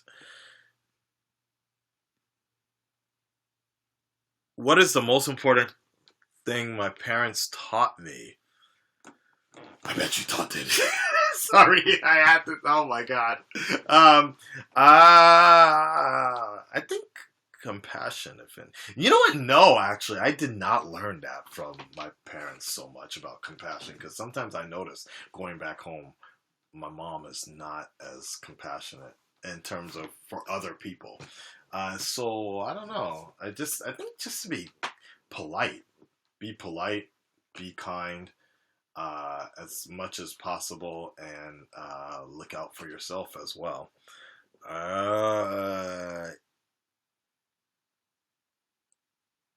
Yeah. All right. Battery's dying. I think that's pretty good for. Yeah, I think I've covered a good amount of these fairly good questions. Some of them are just repeating. Yeah, family and all the other stuff. Anything. You turned 19 during. Trevor Todd. Sorry, I'm looking at some of these videos. They're talking about some stuff I did as a tour, but some of those you'll probably just have to ask me on YouNow because nobody would even know what I'm talking about. What has dating been like in Japan? It's been alright. It could be better, but I'm also very picky with my situation. Copyright strikes. Nah, okay, we're talking about that. Yeah. What was my favorite aspect of the journey to where I am right now? That's a good question. How should I end this? My favorite aspect of the journey to where, I guess my favorite aspect was basically keeping the kind of core audience, the fandom that I have right now. Like, like I said, I don't think many YouTubers can really say that about their channel. Like, to be at the level that I'm at, to have like 2 million views a month or something like that, I think a lot of YouTubers can't really say that. Like, a lot of, even that, the people that would hate on me or badmouth me or something like that, I always thought it was kind of interesting. But then it also explained things as to why they would say that kind of stuff. Like, they would have more subscribers than me or whatever, but they didn't really have the views, and they didn't really have that, I guess, the algorithm, the stuff that the algorithm likes. They're 1 million views less than what I'm doing. And that's not to dog them or brag, but it also it kind of explains certain things sometimes. It's kind of like it's never been so much about the sub count. It's exactly as I've always said, it's always about what you're doing. And I think the kind of appreciation that you're showing your audience, you erase the rest of the fucking channels. It's always YouTube. It's always about what you want to put up there and the kind of relationship you have from creator to subscriber or follower, audience, watcher, and such. And I think that's the most important thing, is to always just focus on that only. Forget what other people say about you, because those aren't the people that are watching you to begin with, right? All right, you guys take care of yourselves. I think I'll probably do one more video, maybe, but if I don't get this video out today, Happy New Year from the past, and you guys take care of yourselves. Peace. Woo! All right. What was your question, Ray? Hey, thank you, Hisama Talagani. Hisama Talagami. Hisama Talagami. Hisama Talagani. Hey, 420, that's what's up. Is marriage in the picture? Not anytime soon. Hopefully. Summertime-gali.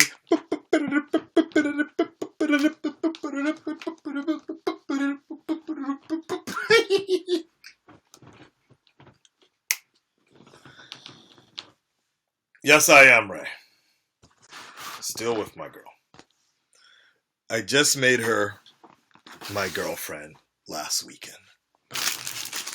And she's very, very happy.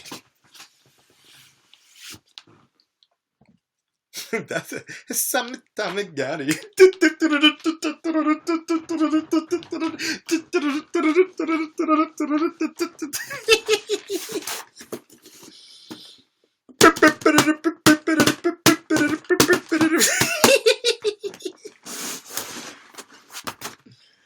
Oh, fuck.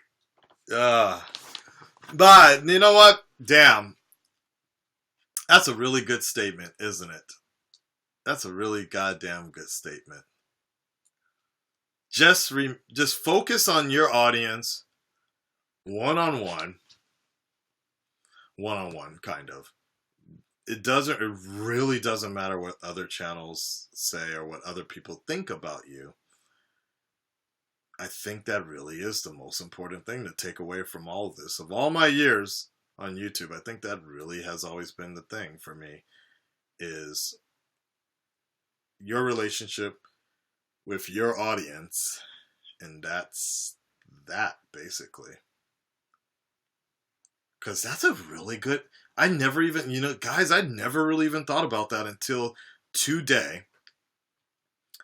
Is why do you need to give a shit about what other people are saying about you? Because those aren't the people that are watching you anyways. Huh. Never even thought about that. So they're not supporting you anyways. If it'd be a different situation if it was the people that are supporting you and supporting your channel and actually have some input, But, and I think that stands a big difference. That's a good reason. You go on Social Blade and you'll see everything has been up for me.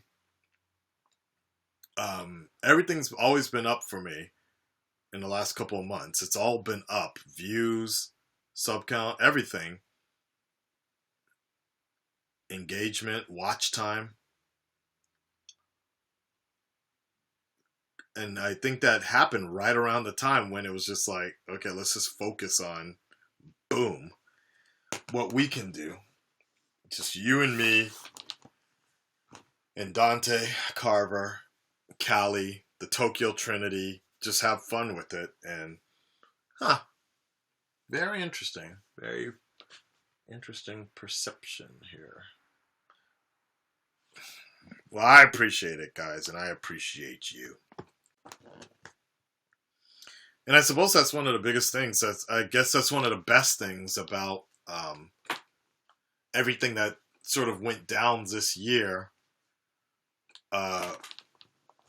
Everything that kind of went down this year was with the roast and all those roasts and the rants or whatever, and the LA trip. It was a very eventful year because it also finally gave me what I needed, and that was a huge eruption to help. I don't know how to exactly explain it, but you need something to shake people out of apathy or help change people's visualization of the way they see you. And then once people started paying attention to that, I lost 300 something subscribers. But in the next couple of days, I came back with 600 something, and the entire audience perception changed, and I stopped getting those comparisons that were annoying me every fucking day. And people started seeing oh shit, he actually does review. He's always reviewed his stuff, and I kind of likes these long reaction videos and such. Or if any, it's more like a talk show or whatever, a discussion point, like a podcast, like somebody was saying. So it all worked out for the best for me, and I feel bad for the people that. I basically feel bad for the people that would say that, would make those sort of videos or literally, be hating or whatever, because it really changed the perception of a lot of things, I suppose, and the reputation. Now they wonder why everybody looks at them funny, I suppose. But it's something like I was telling Tikio Sam, was it's best not to focus on those negatives, because all you'll, or even on the past, because all you'll do is invoke hate and anger, and that's not productive for yourself or your fans like that. You never want to, if anybody ever pisses you off or does you wrong like that, we all are seeking some form of revenge or something like that, or punishment, or you want some sort of justice. But the more you focus on something like that, I think the worse your life will become. You'll be so caught up in seeking revenge that all it will do is lead you to pain and, you know, frustration, and like, you know, you basically you end up looking like the jealous bitch, right? Like the bitch that was done wrong by your man or your ex-boyfriend or something like that. So better the salty bitch, right? So Tyrone always says you need to form a steel heart and you have to roll the hate off your back. That's basically how it works. That's basically how it works. Like, but like I said, that's all. Like earlier in the videos I was recording, it's like me looking at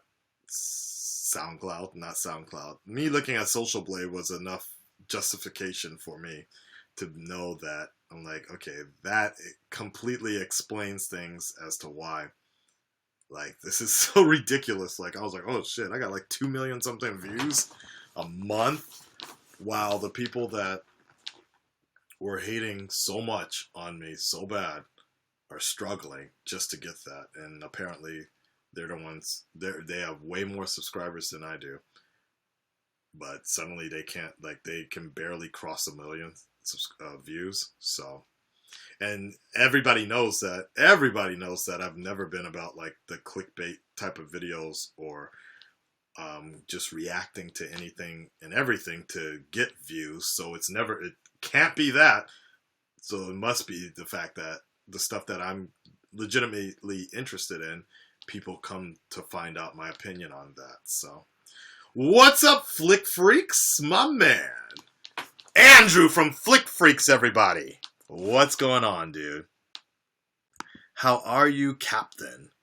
Oh, Captain, my Captain. You know what? I have not collaborated with this dude for about a year now. That is pretty damn cool. Very, very. Well, not the fact that it's been a year, but yeah. Yeah, Mr. Yeah, I saw your play-by-play on the It does. I saw your play-by-play on that, Flick Freaks. I can talk to you for a few minutes.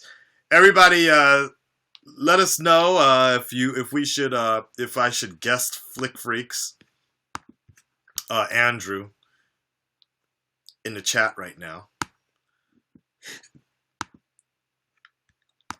That'd be actually pretty cool to talk to that dude before the end of the year here. Let us know in the chat if you would like that. I gotta put on my hat. Yeah.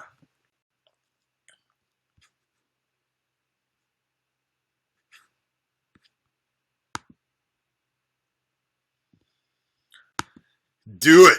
Do it. Do it. Thinking what I'm gonna do.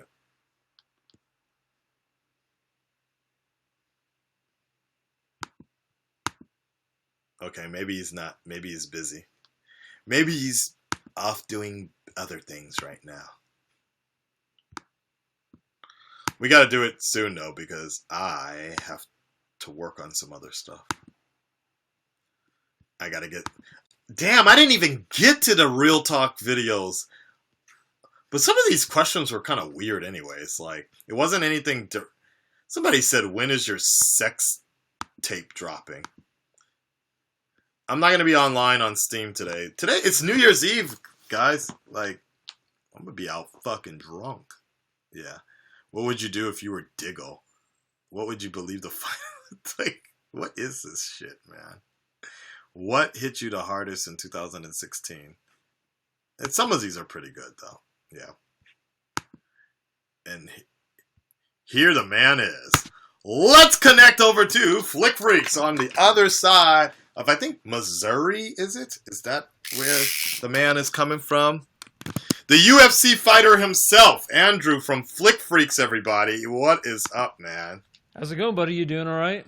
I'm doing all right, man. Just so we're taking 2016 out with a bang right now. Ah, I hear you. I hear you. What time is it over there? It's probably like It's 8, 4 o'clock right now, July 31st.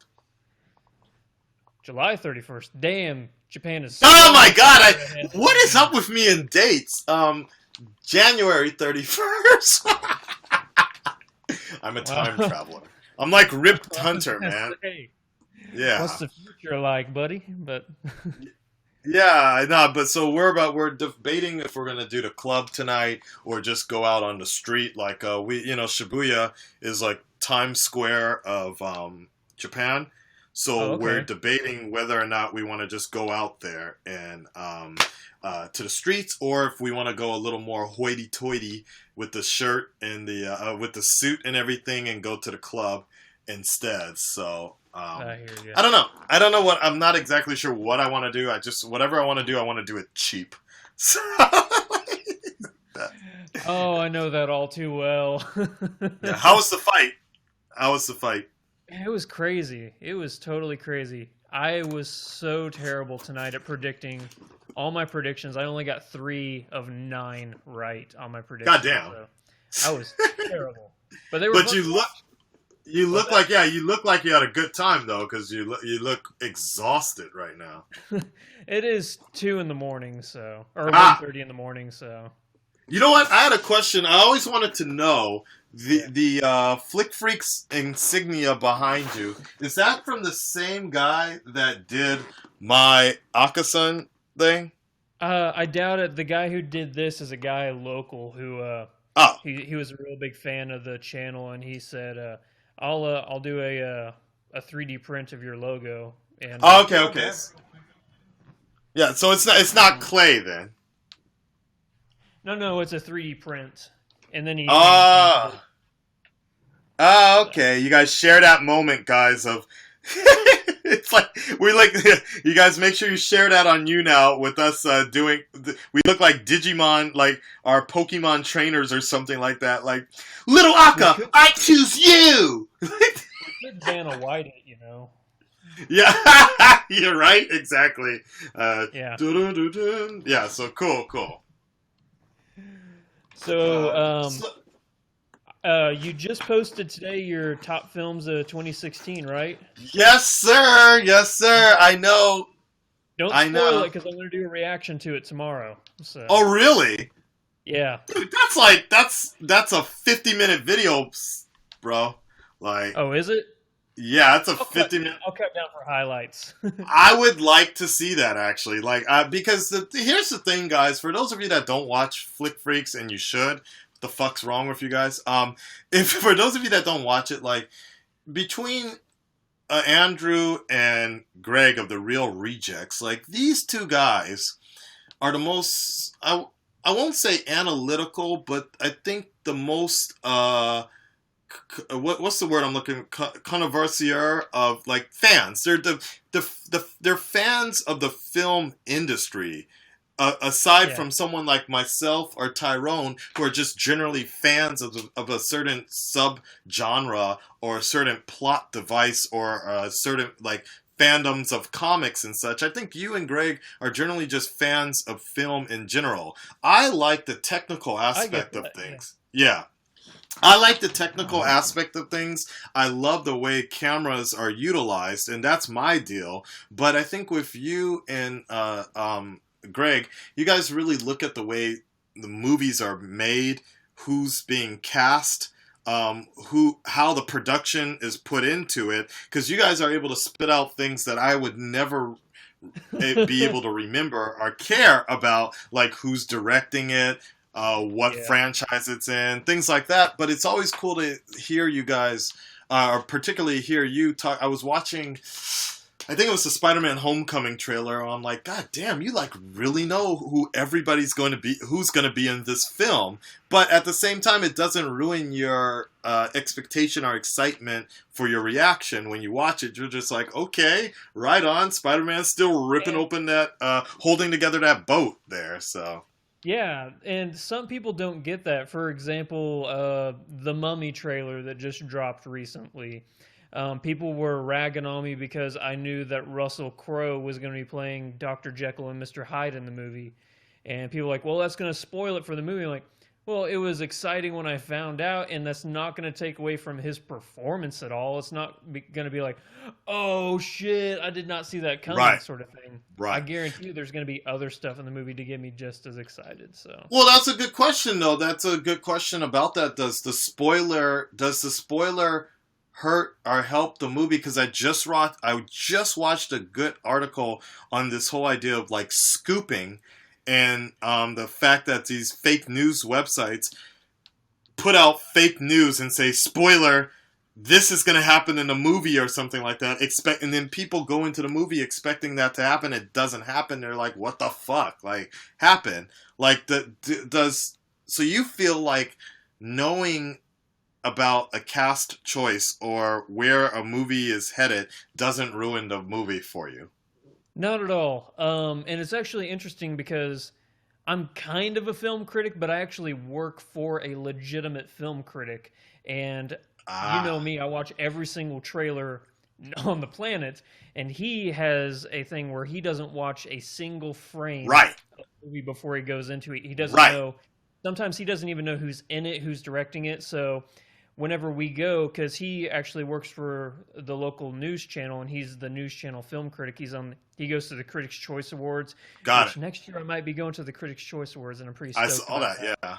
But so whenever we watch movies together and then we go review them the next day for the news, 99% of the time we have the exact same outcome on the movie, and we find me seeing knowing who's going to be in it, knowing like the plot and the synopsis, not like story arcs and twists and stuff like that. Obviously, I don't know that going in, but that doesn't ruin it for me at all. Knowing that stuff, and I think it's just interesting that way.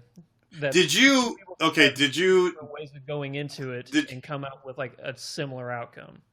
What about the Johnny Depp twist in that recent movie? Oh, Fantastic Beasts! I didn't know that. I knew he was going to be in the movie. Yeah. But here's the thing. I'm not really a big Harry Potter fan. Me too. I'm not a fan of that universe. So whenever I saw him, I'm like, oh, it's Johnny Depp. He looks weird. And everybody else is like, whoa! And I'm like, oh, something shit just got real, and I don't know why. Right. So. I see. Okay, so you've never seen the other movies before then? I've seen them. I've just never read the books. I saw the movies once. I couldn't tell you anybody in the movie besides Harry Potter.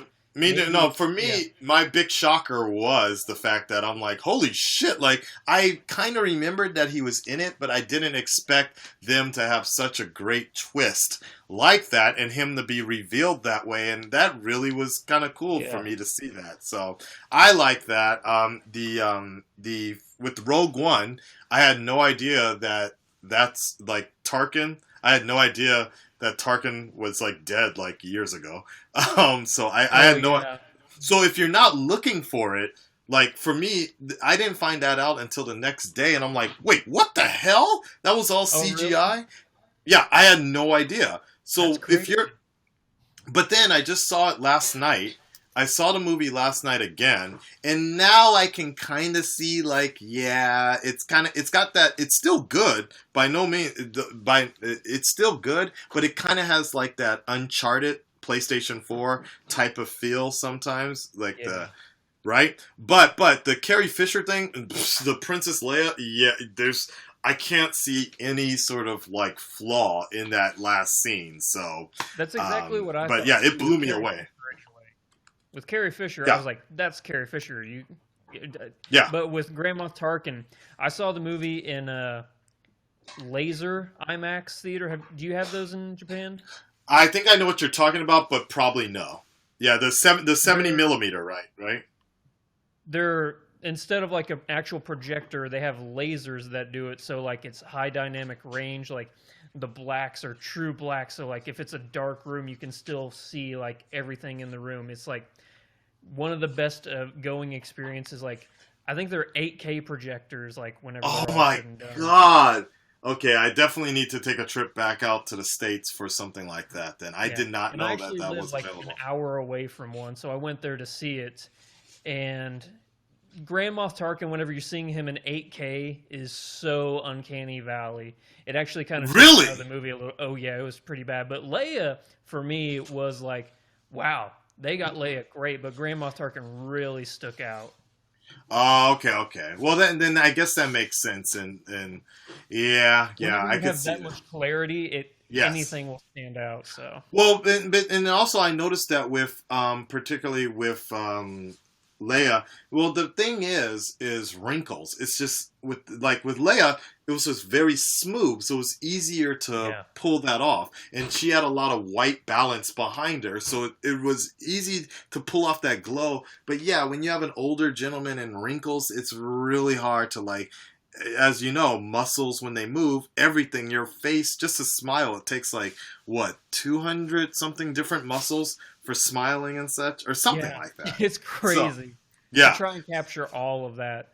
I mean, right, I don't think we're there yet to where you can right. totally just capture somebody 100%, but this is just showing you how close we are. Yeah, but and let's just put it this way: like the majority of people aren't seeing it in laser. So and I think Disney Star Wars they That's knew true. that. Majority of people aren't watching it in laser IMAX version. My first experience of Rogue One was 4DX, no MX 4D, same difference. So it was Yeah. darker.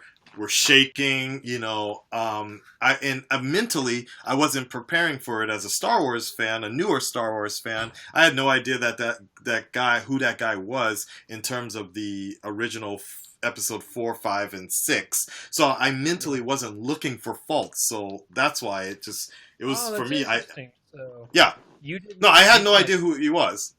Peter Cushing. I think that's his name. Peter Cushing is the actor who plays Tarkin. But yeah, that's interesting. I never would have thought of it that way. Right, Where like you're not looking for it, so you just overlook it. exactly. So That's exactly yeah, what it was. It was so second time around watching it in IMAX without the moving around or whatever IMAX 3D. I could notably see some small differences, some small things with emotion, but just not knowing that actor had passed. That's the thing. It was the Carrie Fisher one when I first was like, wait, how? What? Imposter, CGI, all she's that. so old. Yeah, there was Hey, no way they were going to be able to bring that guy back. Her. yeah. Well, hey, I was gonna say if coming from 1977, whenever A New Hope came out, if that's what Peter Cushing looks like today, and he looked that old originally, he's aging phenomenally. But Exactly right. Exactly. But it was cool, and I guess they do the same thing with that. Oh my God, people are gonna kill me. But the Hispanic guy in Rogue One, because I know he took Leia as a baby. Um, the the I think his name is Danny something maybe. Black hair. He's part of the Senate. He was in all the original Jimmy movies. Smits, Is that Jimmy him? Smits character, Probably. yeah. I forget what his name is, but yeah, like he was in the prequels, and then he was in this Yes. one, right? Yes. Yeah, Yes. yeah, Yes. Jimmy Smits character. No, no, Oh, okay. So they didn't do anything to him. Okay. So no, yeah. no. He just doesn't age. Okay. And then, but the Emperor, not the Emperor, the main woman who was part of the rebellion. Oh, Like, Mothma, yeah. Did they change actors on her? different actress. Yeah, Okay. Okay. they Okay. just found somebody who was like, you look exactly like her. So Yes. get in Okay. front of this camera here. See, guys, and that's exactly why you go to Flick Freaks for all the movie news there. Like, you know everything that I would not know or care to look up or find out. So, like, that's it. So, what are your New Year's plans here? My friend over at oh damn, I feel like such an asshole now. I can't remember his YouTube channel. Oh, Geek.0, they're having a New Year's party, so I'm gonna go over to their place and That's enjoy. tomorrow for you, right? Yeah, it's in 22 and a half hours. Okay. So Okay. I got some time. What? Oh. I thought the distance of where you need to go. To New Year's, like the midnight, whatever it is. Right So, on. yeah. Cool, man. Well, yeah. I'm just gonna do that and have a Okay. There you go. I'll record some. I'm gonna try and record a few podcasts tomorrow and everything. See if anything for me to react to other than. I'm gonna, like I said, if it's 50 minutes, I'll probably cut down for highlights on your top movies of the year. Good idea. Like but I am very curious to see if you of all people can understand where I'm coming from in my particular selections and why I pick, because they're not popular choices, but at the same time, I didn't realize that a lot more movies came out in 2016 than they haven't come out in Japan yet. Like La La Land, you and Greg just mentioned it last night, and then when I went to go see Rogue One, I saw a coming soon poster, and I'm like, oh, I think that's the movie everybody was talking about, La La Land, and I don't think it comes out until March or April over here. So just like with Greg, I got a screener of it, so we saw it before everybody else did. So I think it came out in theaters actually just like a couple days ago in the U.S. So if it's coming in March for Japan, then yeah. I think that also is going to be going away, these differentiating times like for global releases. I think that's all going to go away pretty soon. Only in Japan, dude. Only in Japan, because I'm pretty damn sure that movie already came out in Korea, Hong Kong, South Africa, everywhere. Every time check IMDb, you will always see Japan as the last country in the goddamn world to get a movie on time. Unless you're Spider-Man or Star Wars, that movie never comes out on time. So I wonder why that is. It's just Japan promotion. Not really that big of a theater.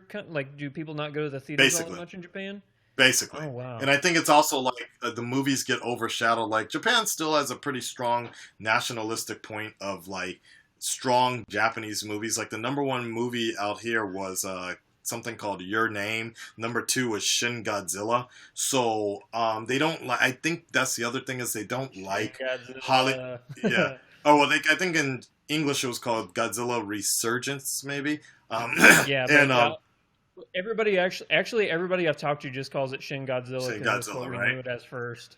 Right. Yeah. So I think one of the things is they don't like big Hollywood movies basically overshadowing some of the stuff that they put out. That might be one of the causes. The second situation is that Japan is a major island, basically. Like it's kind of blocked. Like there's kind of this ignorant bliss that we kind of live in, or particularly Japanese people live in the sense that it's cool just to focus on whatever's going on here and a little bit about what's going on internationally, but like the news, like all the little tidbits you know of, only hardcore fans will really be into that and really don't get so caught up in the fandom like that. So it's easy for them to just wait.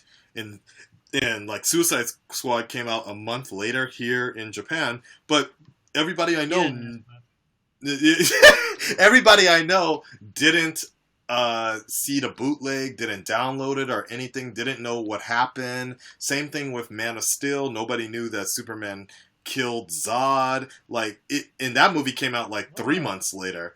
It's just some sort of weird sort of thing where they're really able to like close off what's going on, and nobody isolated a little bit. Yeah, I kind of wish piracy was a little stronger in Japan because that would encourage them to just put things out. But the good point also is the fact that a lot of the actors will fly to Japan and do the promotions. Like Doctor Strange comes out here in about a month or so. So we get Doctor Strange. Yeah, your face, right? Your face. But I was thinking like, when did that come out? How many months ago? Yeah. Exactly. So. Yeah. But it's one of those things of like people. I don't know exactly how to explain it, but people are very like they don't have to worry about spoilers. Unfortunately, I do, so I need to sometimes take those extra trips to wherever they show it on time and such. So we'll see. Okay, Flick Freaks, your biggest before you go, your biggest. What are you looking forward to the most in 2017? As far as movies go? Yes. The Dark Tower. With the black guy. Idris Elba. Thank you. Thank you. Yeah. Okay. Yeah. That's a Stephen King novel. Yeah. It's this. Yeah, the Stephen King books are my favorite thing in the world. More than any movie, any song, any show, anything. Those book series are my favorite thing ever. So I'm kind of nervous about the movie, but I'm still like crazy pumped for it. Okay. For me, definitely Wonder Woman, Logan might be a sleeper hit there. It's just going to be a strong year. Guardians of the Galaxy Volume 2, Spider-Man Homecoming. There's a lot of strong movies, but I think the biggest one I'm looking forward to is Wonder Woman, just because I want a DC movie to go over well critically. Yeah, just to be, just to you should critically. Check out. I'm going to do a shameless plug here. You should check out my top 10 most anticipated films of 2017 because you just listed a lot of them on the list. All right, well, maybe I'll do a reaction to it. No, but yeah, I got you, man. All right, man, I'm going to get ready to close out this year. It was good talking with you. You guys make sure you... Yeah, we have to...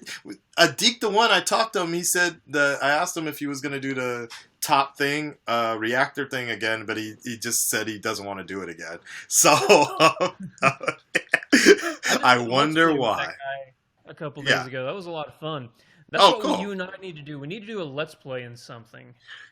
Yes, we do, actually. You have a PS4, and now I have a PC. I have a PS4 and an Xbox One, so whichever... I don't know. I think in Japan, the Xbox One is like nothing over there. Like nobody has. We'll have to figure out some sort of like either Grand Theft Auto Online. Do you have that on PlayStation 4? I have that on PS4.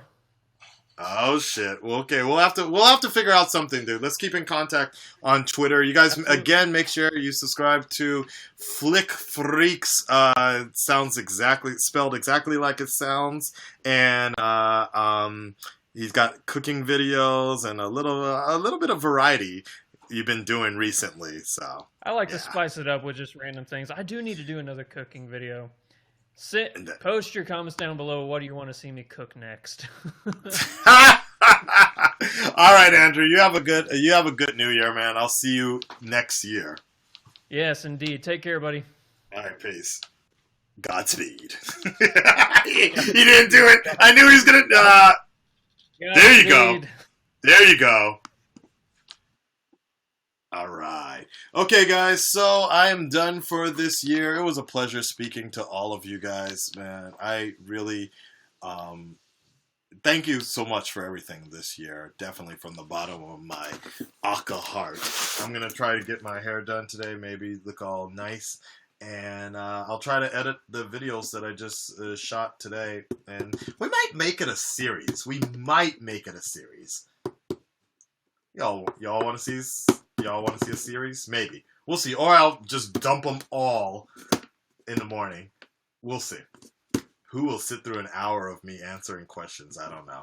Alright, guys. Thanks for the bars. Thanks for the likes. Thanks for the support. And I will see you guys live maybe later tonight streaming. If not, next year. Take care, guys. Peace.